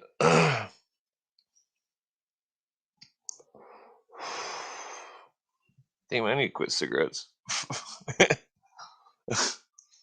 But Yeah, I'm trying to slow down. Yeah. well, the thing about all the people that claim they're Christian will just be the meanest person you've ever met, and it's like, what Why the do you fuck's say going they're on the here? meanest people? That's just been your Well, experience, I've I had guess. some encounters before of getting Do beat you up, think and I'm mean? well, I'm not talking about you. I'm saying that I've definitely had encounters with people that were mean, that were professed to be Christians, but yet did more sins than anybody I've ever seen. I mean, that's the picture that I get. It's So does that automatically disqualify their arguments? well, it shows evidence that they're led astray, Yeah, it that shows they evidence. follow a But I false mean, doctrine, and that they've I'm been led talking astray. about logical arguments. Does that disqualify their logical arguments? Well, the arguments of the apostles, they were warning against false prophets and people that were worshiping serious cults, and that I think their Yeah. warnings, the evidence of their warnings, leads me So to. you apply that willy-nilly to everything, or why do Well, yeah, I you mean, apply that to certain people and not to other certain people? well, they only say that they say there was only one sign, and the sign was 3 days, 3 nights, and if it was anything other than three Oh, days, three okay. nights, Okay, okay. You're back to that. Okay. well, it's relevant. I mean, that's the sign that they say, uh, Yeah, and and that what's wrong with that? What's wrong with it? well, if none of the churches have 3 days and 3 nights for their sign of Jesus, that they're not following the real Jesus. And why don't they follow that? Because their Jesus doesn't have the Tons, sign tons, that was tons of explicitly churches given. follow that. Tons of churches follow that. So does Yeah, that but there no qualify Friday to them? Sunday is not 3 days, 3 nights. At most, it's 3 days, 2 nights. Do you understand how they Well, do you configured? understand simple math? I mean, No, do you understand that they configured nights and days in a certain fashion back then? well, I understand how the Hebrews did it, and they were. I've Yeah. shown evidence that Okay. they knew what 12 hours. They assigned 12 hours to a day and 12 hours to a night. So that would Yeah. be And 72 what's hours. the problem? What's the problem? Well, if Matthew's giving the sign of Jesus and it's 72 hours, and the churches all practice something that does not have 72 hours, then they don't So have the real Jesus. why couldn't he have been crucified on a Thursday? Like Well, that's what's not the what they problem? practice, though. You know what they practice. That's what certain people practice. I mean, does the Well, then Eastern it Church coincidentally does falls the, on the day of does the Easter. Eastern Church practice that? I mean, some would say that the word Easter comes from Esther, and show Oh, me. Well, God, hold on. fuck. Show me one reference of God in the book of Esther. There is none. Think about that. That's a that's a irrelevant segue. Totally, Well, totally. Esther was Ishtar, and Oh, the fuck original off, fuck story. The original off. story was a good story. It was about a warrior lady who saved some people, but then in the story, the warrior lady became bad over I time. mean, you're being a professional eisegesist, reading into history what you want it to say, but Well, not say that. reading Well, out of according, history what yeah, but it's well, hold on actually though. saying. According to the according, I don't know when the Ethiopians celebrate their days, but King Solomon's son, uh, from the Queen of Sheba, that he get according to the records, he gave the Ark of the Covenant to the people of Ethiopia, Where and does that where is that in the scripture? I don't think that's there at all. I can't remember the verse exactly, but I was just No, learning about it. that isn't in scripture at all. No. Well, I don't remember which scripture it is, but it might be in the Hebrew scripture about Solomon's son. Uh, His son Rehoboam? No, thanks. I don't think so. well, that's the whole thing though is strange because it's like there's no with the stories of the Old Testament. There's so many connections to gods and stuff, gods and goddesses and all this stuff. Nobody knows if the people are real or not, but there are evidence of the description of Solomon's gates in two different cities where where the specific number of chambers in the gates matched up, and so uh, one would speculate that Solomon was real and that he wasn't a god, and that if he did have a son, that the son went to the son got the ark and then took the ark of the covenant to Ethiopia. And if you notice, the Ethiopian cross is much different. Uh, Yeah, you know the legend of the Ethiopian Ark of the Covenant. You know the Yeah. legend. Well, I think that the Christians, that they had the cross before Jesus was crucified, and that their cross is the symbol of earth, and that they're what was I getting at? That they're well, there's a verse in the Bible where it says, before Jesus gets crucified, the Last Supper, it says, he's like, I got my cross, or uh I forget the word in Greek, but and then they all say that they got theirs too, and but they're not carrying a giant crucifix. Uh, and well, there was a cross found at Pompeii. There was a cross found at there's an old cross found in Jerusalem. Uh, well, interestingly, in this, in that Naked Archaeologist video, he shows evidence to support the claim that the original Temple of the Hebrews is under the Temple Mount, and that they did it in an old-fashioned way where, uh, say you were out in the desert and you lost your car keys or something, or say you lost whatever, and that something metal, and that you all you have is a an infrared camera. You don't have a metal detector or anything. And so when the sun gets to the sunset and starts going down, you point the infrared metal detector at the ground, or the infrared the heat camera at the ground, and then you can see where the metal is still hot from the sun, and that you can see it in the desert.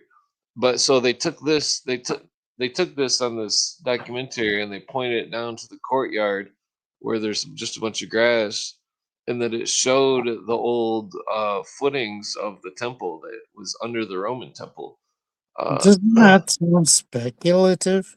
Like No, that's there's definitely a temple there. You could see it. no, but I mean the whole story sounds speculative. Yeah. Well, the guy that was the guy that was doing the imaging, he believed that behind that wall was a treasure room, that wall that they pray to, and that there was some kind of massive treasure behind that that's still there. Seriously, weird. Well, then, like, it's interesting because the Islams aren't letting people dig under that spot. The spot where the Islam's temple is, that the dome of the mosque or whatever, it's built right over the Zeus thing that was the Yeah, Roman temple. Solomon's temple. And Yeah. so the Islams are worshiping the old Roman god, and that they Yeah, rebranded totally. it a la Zeus. I mean, well, I know it's pretty ridiculous. Yeah. Yeah. well, I mean, like well,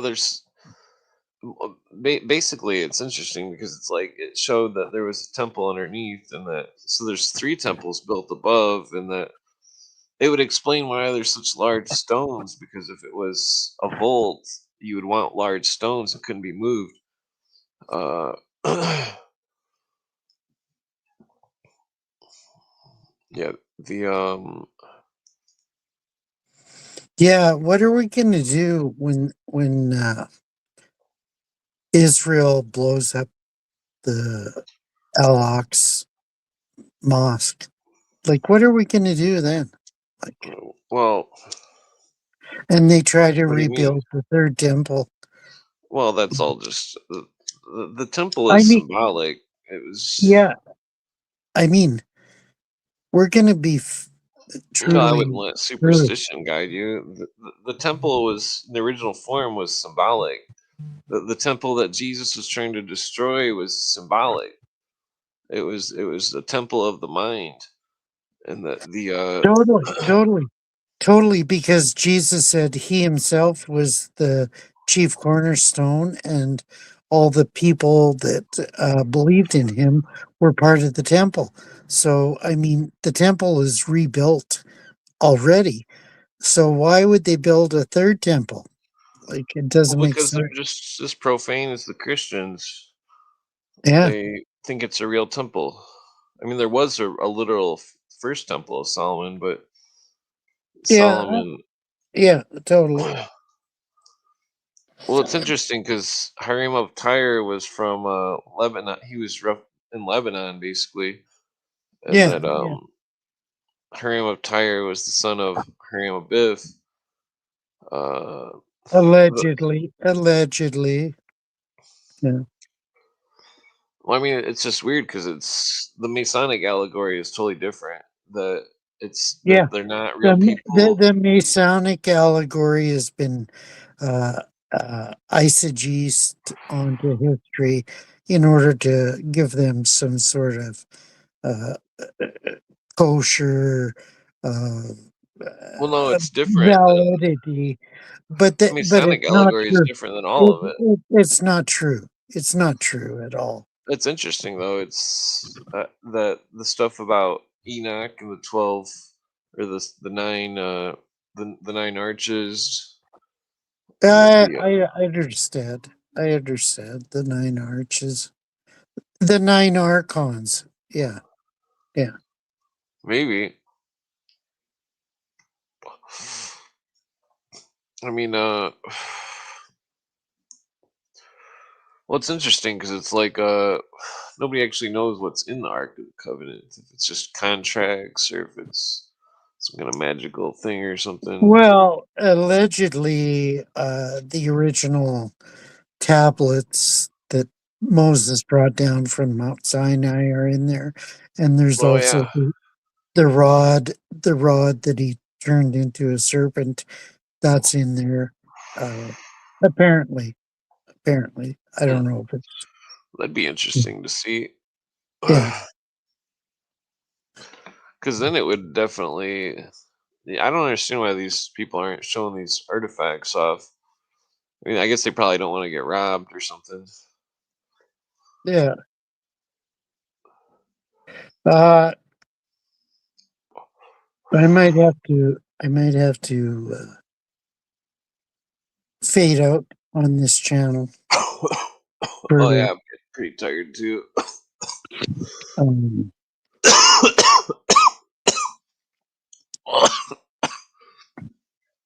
Ugh. Yeah, I'll probably pass out here. I need to stretch. My back hurts. Oh I need a good sleep, or yeah. oh, maybe I Make sure you need. drink some water.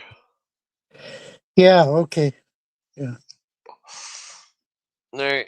Well, any uh, well, I guess we can just finish the debate another day. Yeah. Okay. Um. Thanks for having me on. Oh yeah, it's cool chilling. And Definitely glad you're doing good and stuff. yeah, I'm trying. I'm trying. Yeah.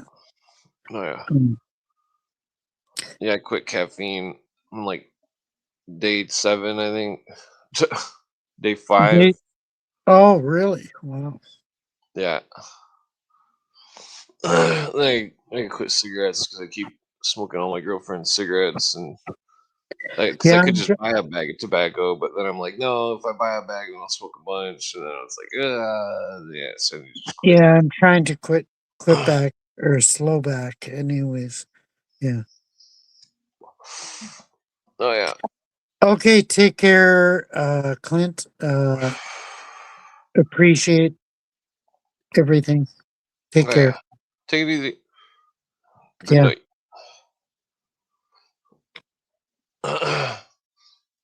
Okay. So let's get a final thought from Mr. Alan Keyes. Let's rest on this final thought and Obama is a laugh. radical communist, and I think it's becoming clear. That's what I told people in Illinois, and now everybody realizes it's true. He's going to destroy this country, and we're either going to stop him or the United States of America is going to cease to exist. Is there any Do you still hold regrets against not having long enough time to debate against President Obama? I don't have any regrets. I went into Illinois. People told me at the time I didn't stand much of a chance of winning. The idea was to bear a true witness. The man is an abomination. He is someone who has actually advocated infanticide, that when babies are the target of abortion, if they happen to escape the abortionist's intention and are born alive, he actually supported the idea that those babies should be set aside to die. That is a man with such a seared conscience, I can't even understand why anybody in their right mind would consider him worthy of political support. That's a violation of conscience that is inconceivable. And even some of the most hardline pro-abortion people in America rejected that abomination, and he did not. So what does tonight mean when President Obama is president of the United States? How does tonight play a role? That's another question. Is he president of the United States? According to the Constitution, in order to be eligible for president, you have to be a natural-born citizen. He has refused to provide proof that he is, in fact, a natural-born citizen. And his Kenyan relations say that he was born in Nairobi at a time when his mother was too young to transmit U.S. citizenship. So I'm not even sure he's president of the United States. No, that's not a laughing matter. Neither are many of our military people now who are going to court to ask the question, do we have to obey a man who is not qualified under the Constitution? We're in the midst of the greatest crisis this nation has ever seen. And if we don't stop laughing about it and deal with it, we're going to find ourselves in the midst of chaos, confusion, and civil war. It's time we started acting like grown-ups. How could the policy that President Obama makes in the next couple of years affect activities like tonight? Sorry, the person you call President Obama, and I frankly refuse to call him that. Right. At the moment, he is somebody who is kind of an alleged usurper, who is alleged to be someone who is occupying that office without constitutional warrant to do so. And he's rushing forward with ideas like destroying our borders, an amnesty bill that will actually have the American taxpayer footing the bill for illegals to come to this country to live, to get housing, and to get everything they want. He is also somebody who has just announced a program that would essentially destroy the validity of existing mortgages and encourage everybody in the country to stop paying their mortgage because the government is going to pay it instead. This is insanity. It's as if we have put insane children and adolescents in charge of our government. And I think we need to ask simple questions. A couple of years ago, we were arguing over every penny in the United States budget, and it was quite clear we didn't have enough money to go around. Well, somebody asked me where we came up with $2 trillion in the course of the last 6 months. Did we wish for it out of the air? Have people gone mad in this country? You don't have that money. We are claiming that a bankrupt government can save a bankrupt banking system. Explain to me how that happens, because I think that's impossible. And the fact that we have just elected an individual who may or may not be qualified, and he presents silly ideas like this and says, let's move forward now, and we're all acting like the laws of economics have been repealed, and we can actually afford to foot the bill with money nobody's got. This is insane. It's got to lead to the collapse of our economy, and it's going to.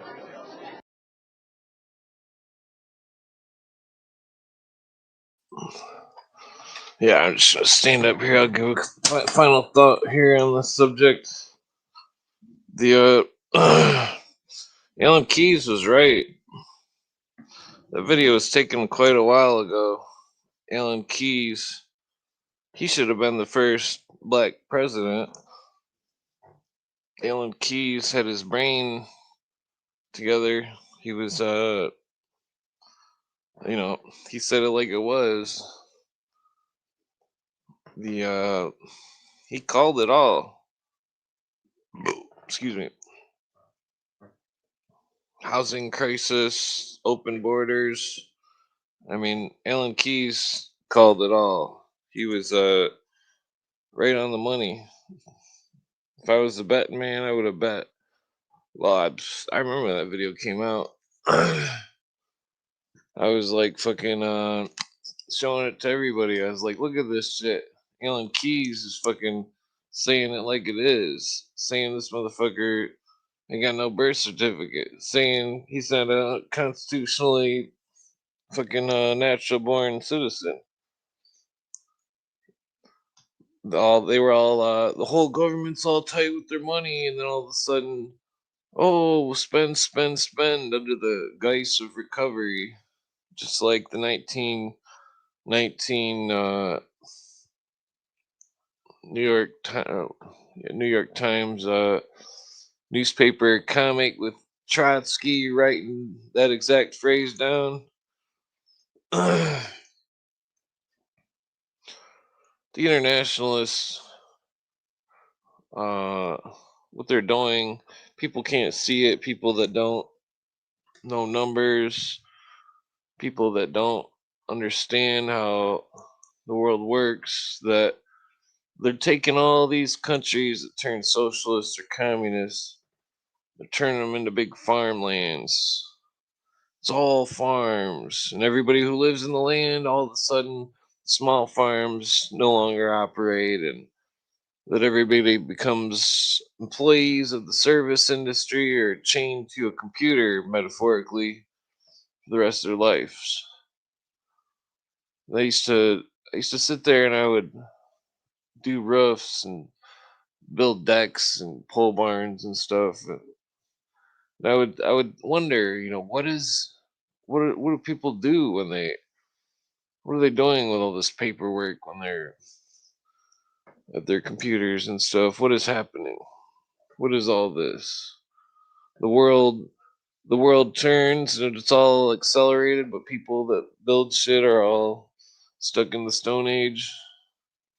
Wouldn't the people that build the shit, the houses and stuff, wouldn't they be held at a higher standard? There's no insurance. I remember, you know, people be like, "Oh, do you got insurance?" Like, no. Like, don't fall off the roof. That's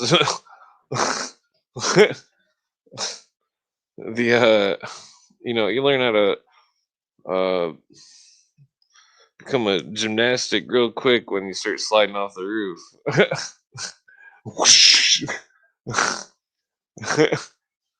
I've only fallen off once. I broke the gutter and held on to it. It was a 2-story roof. I was pretty nervous. I mean, it all happened so quick. Fucking like I forgot to sweep, and it was like I just fucking fell and started sliding, and luckily caught the fucking thing. Otherwise, it probably would have broke my leg or something.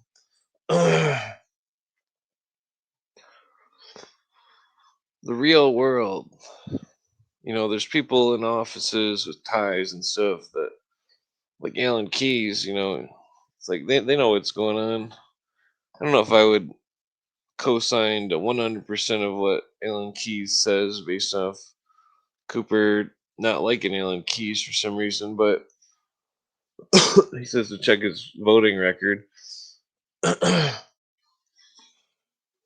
But the name of the tune is all this with all these big companies and stuff. What they're doing, these communist internationalists, they are these socialists, these democratic socialists. What they're doing is uh, it's like the more wheat or coal or whatever the fuck that they're harvesting from some country that they can get at once for some cheap labor, then they ship it overseas, they get some kind of bankroll off it, and then they make some large bank.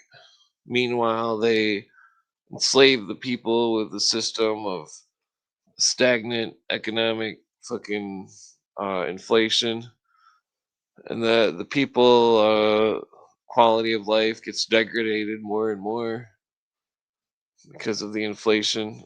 And that all these different countries that have supposedly been saved from these wars and stuff all turn into democracy and all this stuff and just become part of the big corporate empire. The It's all about money. When they're harvesting a bunch of corn from America and exporting it or whatever, it's all about big money, easy money. These big bankers and stuff, They're not sitting there making tough money. They're not making. They've never roofed a house, or they've never even had to sit at a desk all day to fucking push papers, because they just make big plans and their big plans follow through. Next thing you know, they've got everybody hook, line, and sinker on their fucking their giant money route. That's all it is. It's a giant money route. The world financial industry. Once there became a world financial industry, that's when there became where once there became a world economy. That's when the world government was made. It didn't need any official seal. It didn't need any fucking notarized permission. Once the world economy was made, the world government existed, period. That they found ways through all sorts of legislation and laws and treaties and anything you could think of to create international police forces and all sorts of shenanigans that what's going on in the world is it's very simple. That you see the person above you wherever you're at. There's somebody above him and somebody above him and somebody above him and so on. And then you see that it's all these people just laying in the cut. That's slang for uh, laying there just collecting money. That's what they're doing. They've got these large systems set up. They're laying there collecting money, these big CEOs and all this stuff. But they're not any they're not the enemy. They're just fools. And that so those communists that did evil shit, that Luigi guy, he's just a fool who hurt another fool, and that 20 other fools were waiting in line to step in the position of the fool that disappeared from Luigi Mangione's evil hand.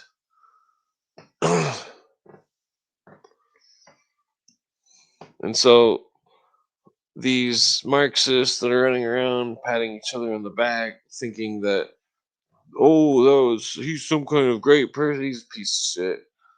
Fucking no man has the right to, judge someone like that. What did it do? Nothing. Because the machine is a gear to replace any gear that's missing. That's the beauty of the machine made out of words. The alchemical constructs, which may seem new and modern, but these alchemical constructs of words existed long ago. Advanced systems of chicanery and shenanigans.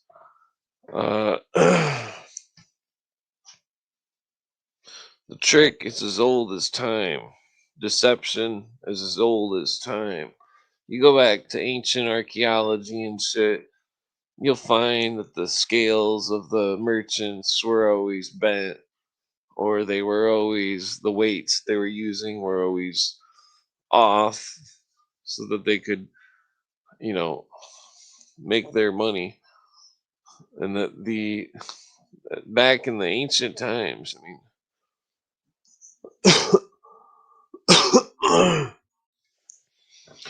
I remember when I was a kid, I bought a bag of weed off somebody, and that their scales were bent, and I noticed it because I asked to see their scales, and I put 2 nickels on their scale, and it didn't weigh out to 10 grams. And I was like, these are bent. These scales are bent. This is bogus. So think of that in the macrocosm as opposed to the microcosm.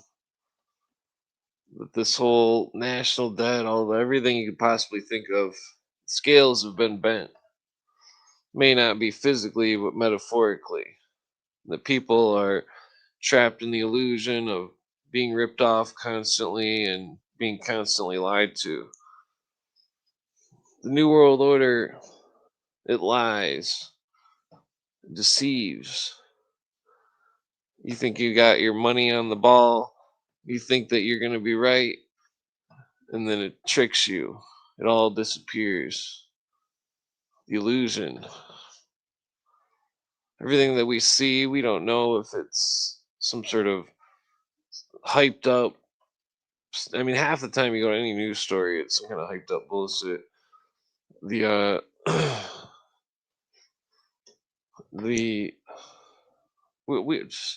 my point is that people live in Plato's cave. They live in this socialist republic mindset. I'm not talking about government. I mean, well, it's all basically socialism, anyways. I could be putting that towards government, but I'm talking about the mind right now. That the alchemical meme, listen very carefully. Cooper's last couple episodes, he discussed the alchemical meme, and then, well, he didn't get to finish his discussion, but the alchemical meme is, well, when somebody goes up to somebody that's never heard of socialism or Marxism, communism, and they say, there's a type of place where you can be a citizen and you get free food and free this and free that. All you got to do is work on what's his name, sugarcane farm, blah, blah, blah. And the person thinks, free, free, free. And then so that person, they hear this thing, then they go to their friend and they're like, oh, I heard blah, blah, blah, communism, we could eat for free, have all this free stuff, it's all going to be free.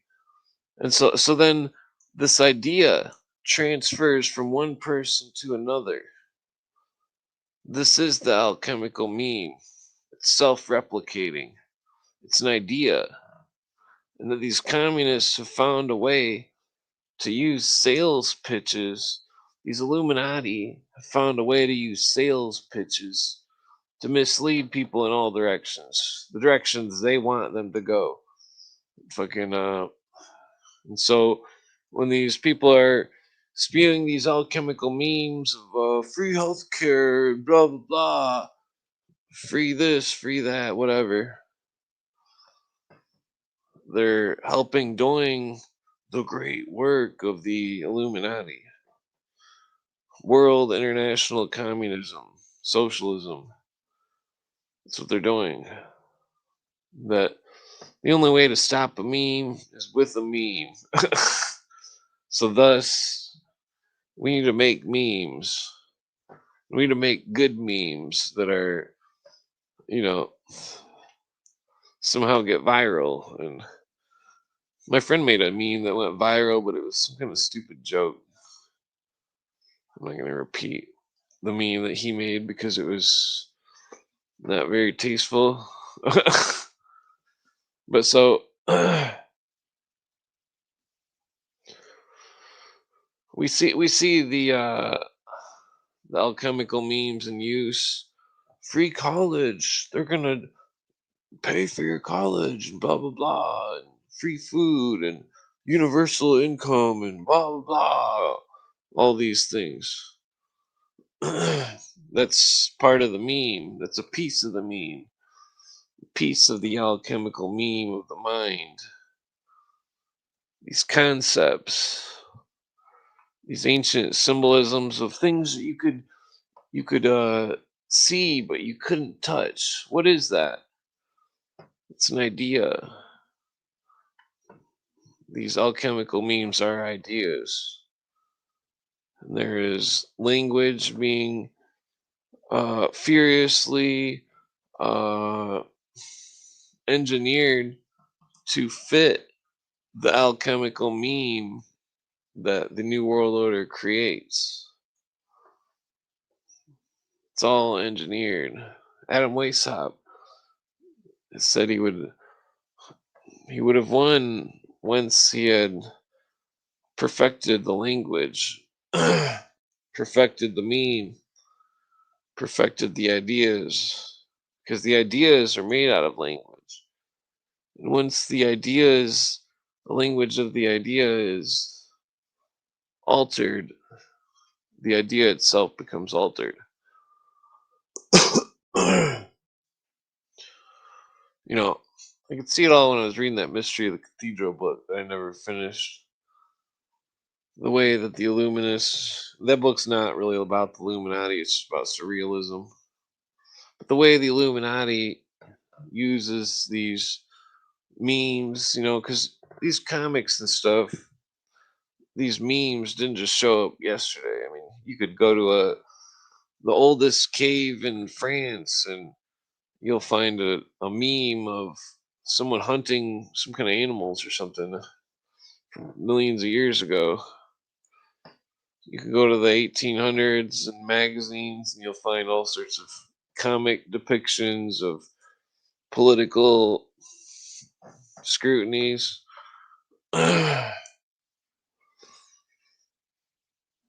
That ideas started flowing through people at a vicious rate when the printing press became large, the Gutenberg press, ideas running rampant, the rumors started running rampant, the confabulations, the perversions of ideas.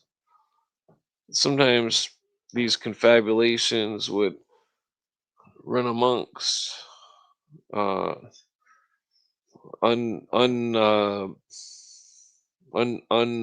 is that word? Not unabridged. But so ancient memes, religions moving through memes, customs of cultures running through memes.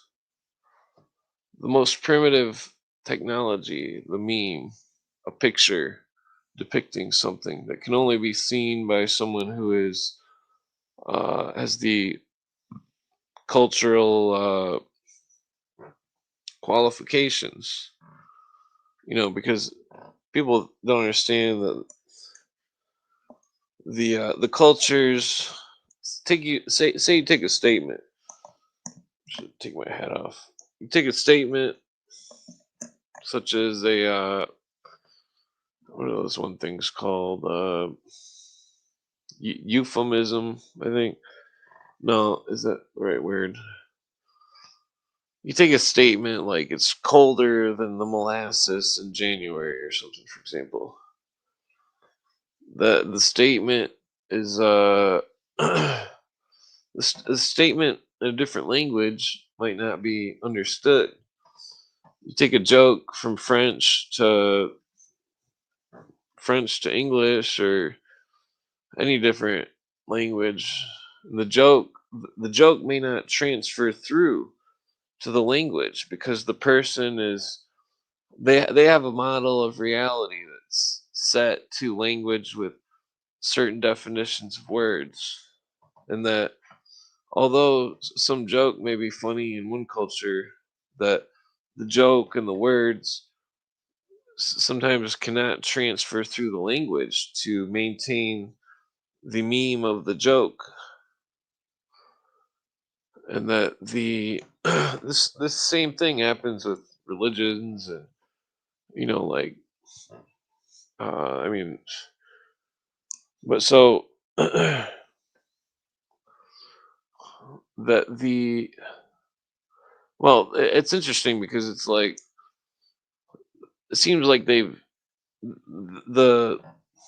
socialist engineers that want to have everybody in Fantasyland, that they've figured out the techniques of using the memes, techniques of guiding mankind subconsciously with these memes and these ideas, and that mankind is just so lost on this, because it's just crazy how these young people are all adhering to these Marxist, communist, fucking radical ideas. It's like their their self-sacrificial empathy is insane, and that though the combination of the two leads to a bunch of fucking idiots that are willing to do all sorts of stupid shit just to fucking try to push their communist bullshit.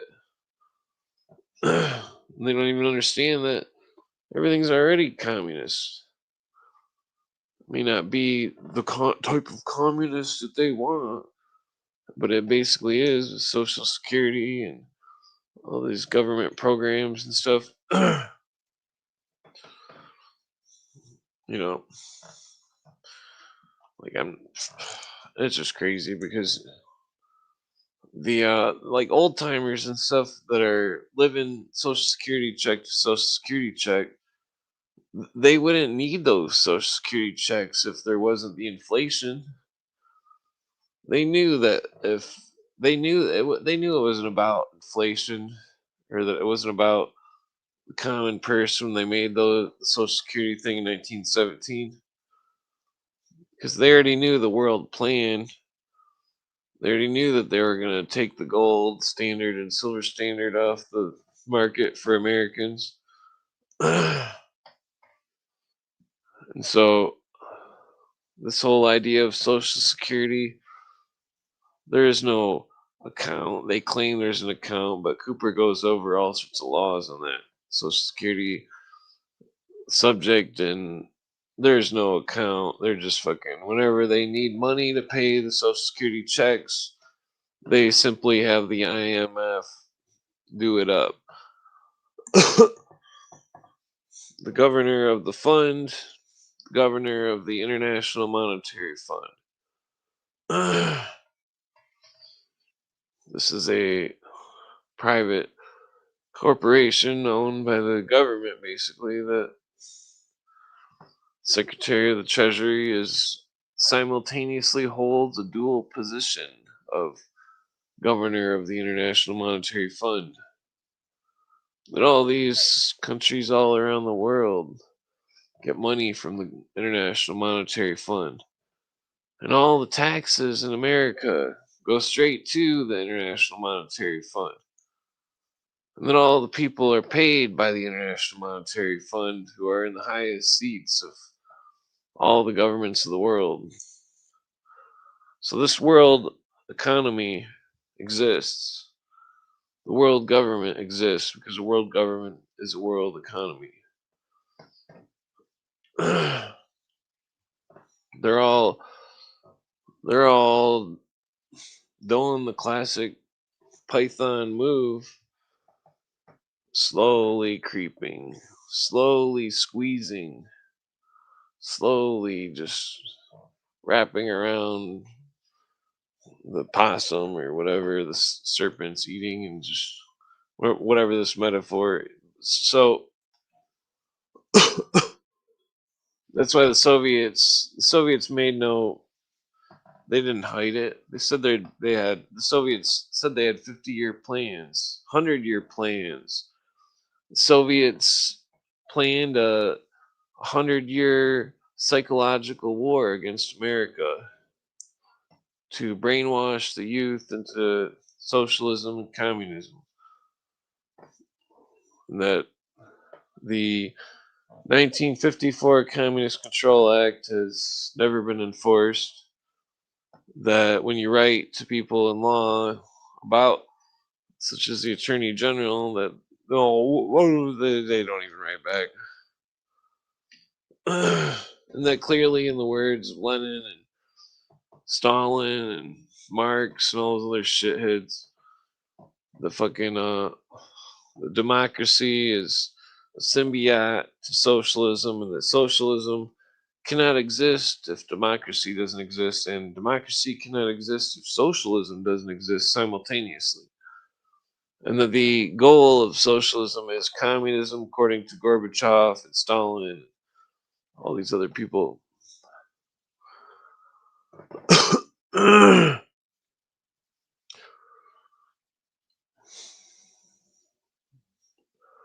when they made the world economy, all the people with the big money, they thought, with their lawyers, with all their rich friends, the biggest money in the world, sat down and thought.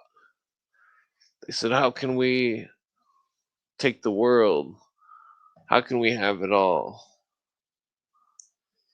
How can we put the capstone on the enterprise, which was crowned with success in 1933 or so? No, I think it was like 1917. When they revealed the reverse side of the seal, which showed the Illuminati seal, which was not shown to the other founding fathers. But I mean, technically, I found evidence that the Illuminati didn't adopt the seal till 1782, which makes me believe that they were not the first to bear the seal, thus they were counterfeits. That the Illuminati was not the original proprietors of the Great Seal. I believe it was a Frenchman from, no, I think it was one of the guys that was drawing it up. He was akin to the founding fathers. Well, I mean, he was one of them, but the point being, though, that the enterprise that's been crowned with success is not the enterprise that is what the founding fathers created. That their enterprise is already crowned with success upon the first creation of the United States.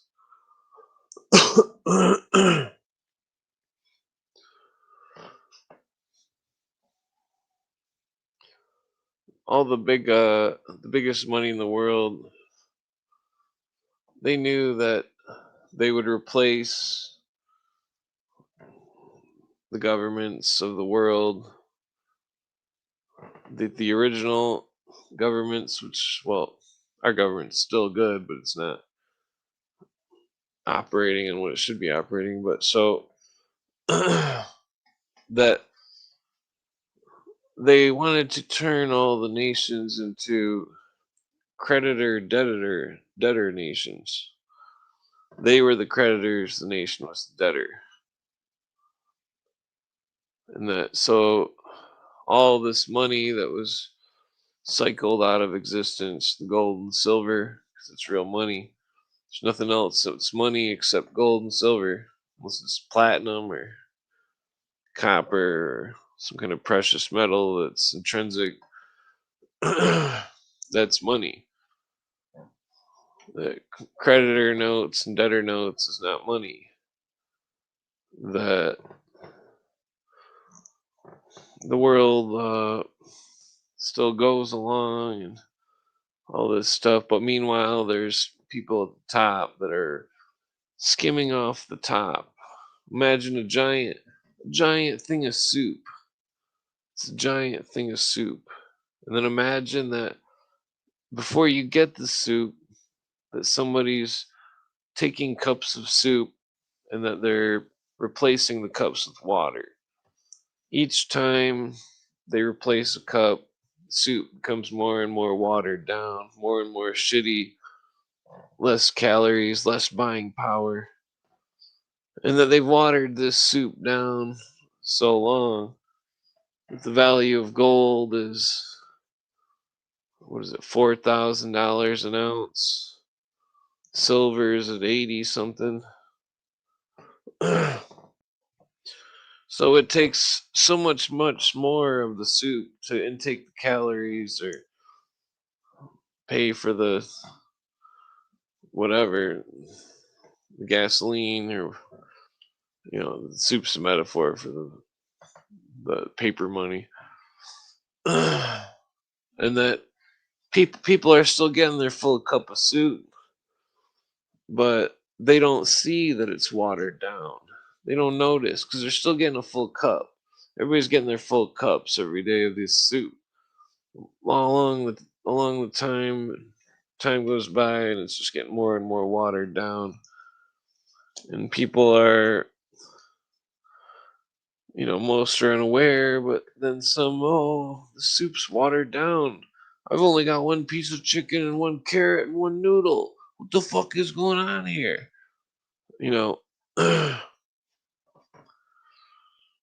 That's what would happen in an organic situation.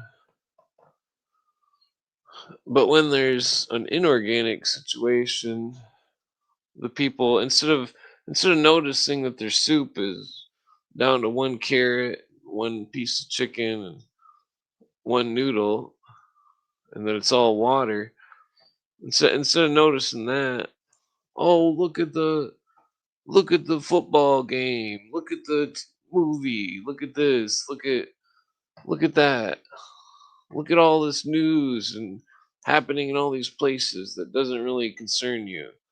It doesn't even really matter that, because I mean, unless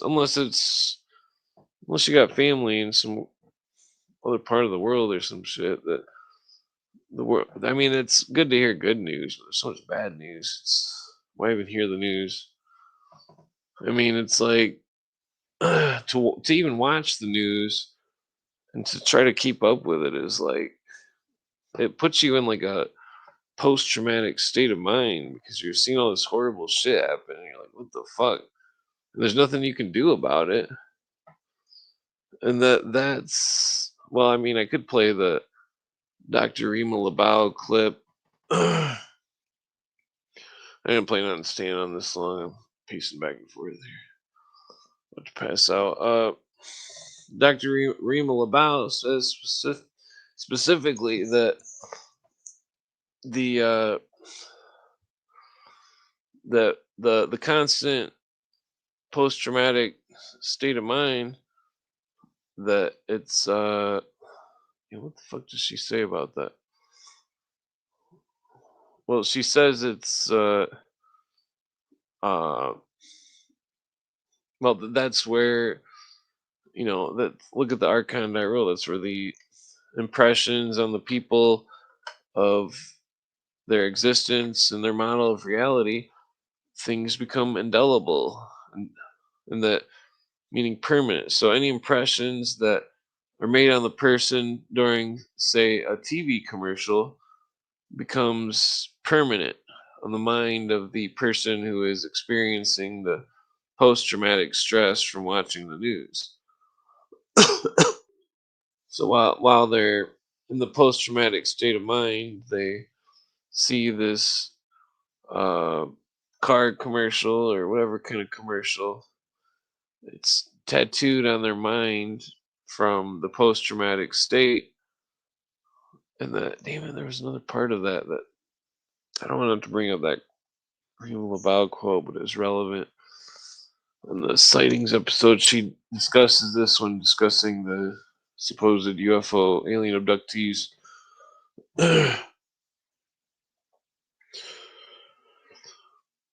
It's all psychology. I mean, I never thought I would have to think so much about psychology, a podcast about conspiracy. Because I haven't taken psychology since, like, I don't even know when, 25 years.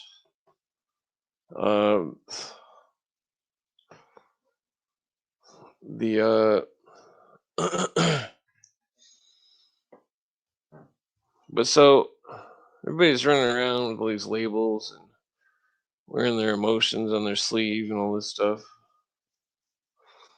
I would say that it would be best to simply try to ignore everything.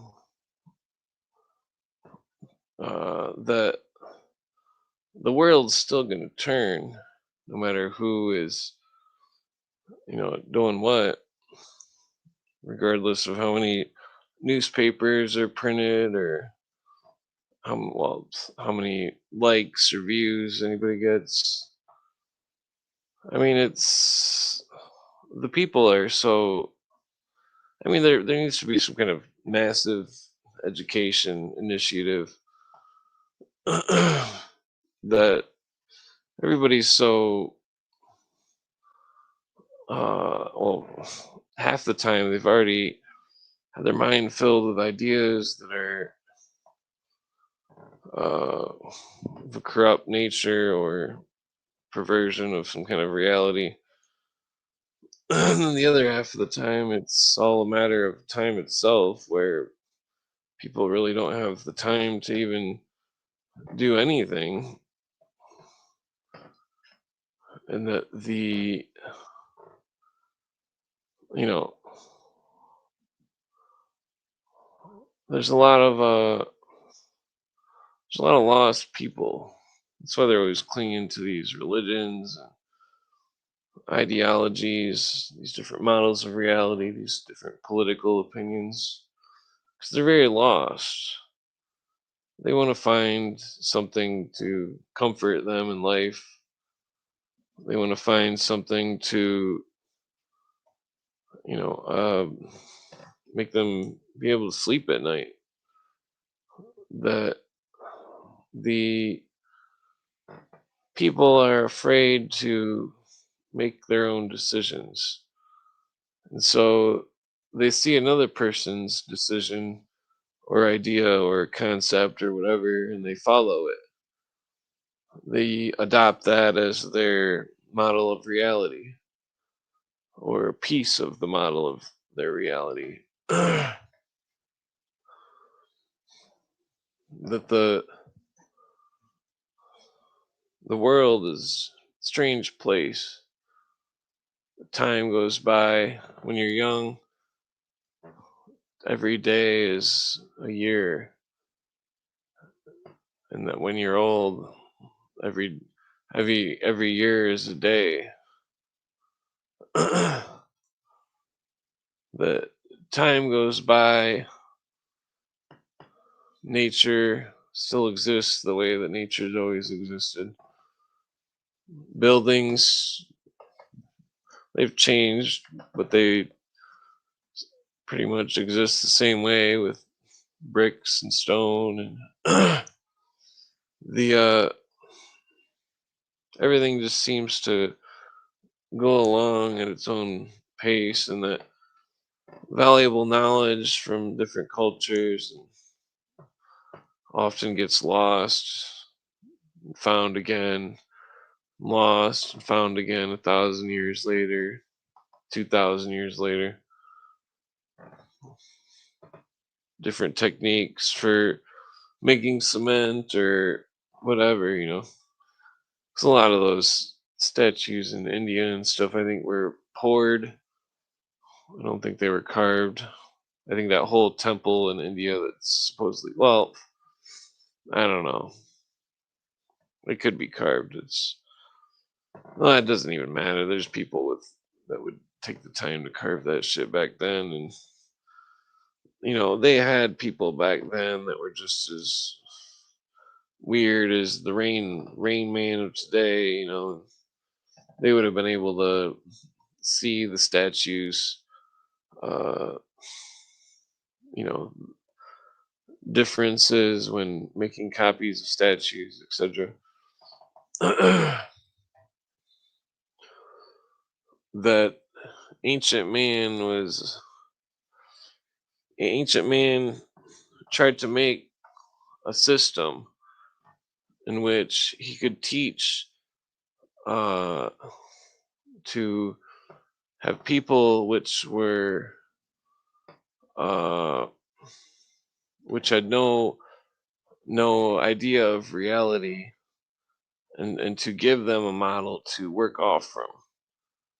And so in these models of reality, which consist of the beginning of time to the present, that the the teaching of these systems, which were meant to work off from, eventually became corrupt. And that so mankind decided that morals must be adopted to this model of reality for the people, so that the people could live side by side and not be total assholes to each other, not be upset over different religions or different skin colors, or that modern man is total opposite. Modern man is taking lies and perversions, models of reality, which instill hatred and corruption, and that they've clinged on to these things, these different systems, which are, I mean, just imagine if you were to, I mean, we could imagine all sorts of stuff here, but imagine that karma was real, and then imagine that karma is real, and then imagine that your tax dollars that you specifically paid in somehow went to some sort of weapon of war, which went to the UN, and or well, it doesn't matter. But my point being is that imagine that you had money that you paid in taxes, and that money went to something that ended someone's life. And so then imagine that you're in the afterlife. You're an old man. You've got grandkids and huge family and all this stuff, and that you're in the afterlife. And you come up to the dude with the checklist, and he's like, "Oh, well, it says here that you gave money willingly to some sort of thing that was involved in some sort of corruption." And keep in mind, I don't believe in karma, and I do believe that everybody should pay their taxes and stuff. This is all metaphorical. That and then this angel or guardian or whatever the fuck, some kind of guardian of heaven, he says, "Well, I don't think you should come in here because you willingly gave money to something that you knew was corrupt, that you knew would harm another person." That this is what everybody's not understanding. Because if all this stuff is all so corrupt and all this stuff and evil, and if all these people believed in morals and values and karma and all this stuff, then they wouldn't give any money to anybody for taxes. I'm not saying that you shouldn't. You definitely should, otherwise you get in trouble. But like, my point is that the systems that are given to mankind, they're not teaching true morals. They're not teaching true ethics. They're teaching situational ethics. So people have used a situation, which was I don't know who just tried to pop on there, but used a situation to judge the ethics in which leads them, and that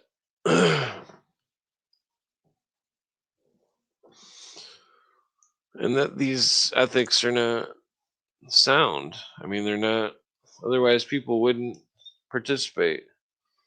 They would say, "I'd rather starve than participate in the system." That it's, I don't know. I mean, we're just stuck in a weird time. There's all this technology happening. There's millions of volts of electricity flowing into massive supercomputers that are calculating every possible thing that you could imagine. And that's not even the big equations. That's stuff that people are just asking it online, feeding it. The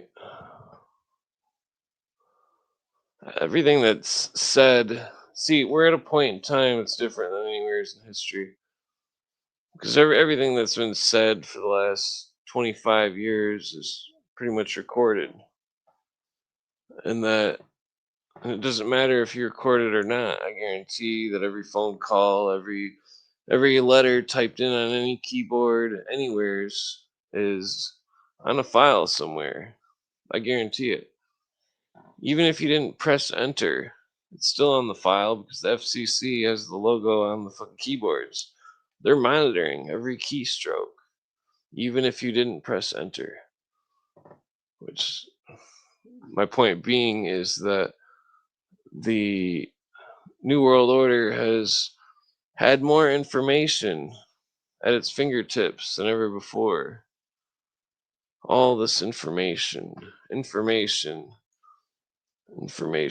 scanning people, scanning what they write, making profiles, and that the people are all being labeled and judged, and the people's algorithms and what they see on the internet, what they see in the posts, none of it's organic. None of it. You think that, well, my point being is that the world is a stage. That it's all smoke and mirrors. People have countless times throughout history have devoted their lives to studying certain things or whatever, and that they spend a lot of time studying many things, being misled and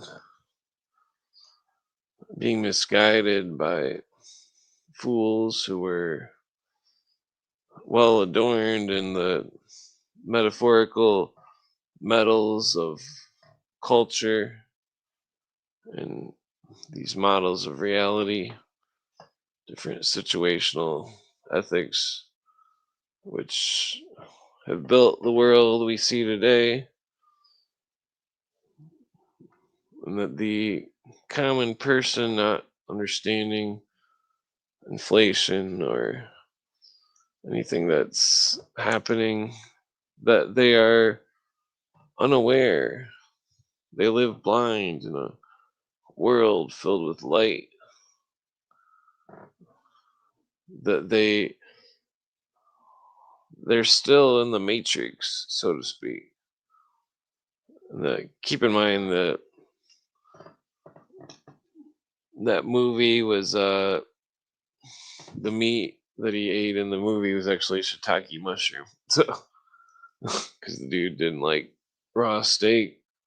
That's another useless fact from the internet that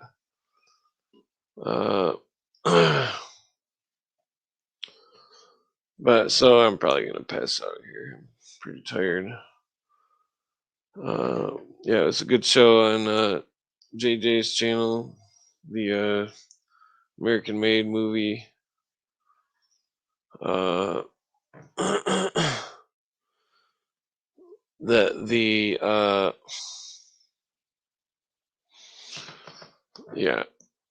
Yeah, I'm probably gonna pass out. My back hurts. I'm pretty tired.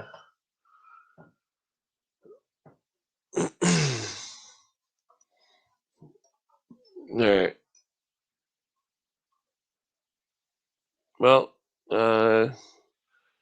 where's my mouse? All right. Good night. Like and follow the video.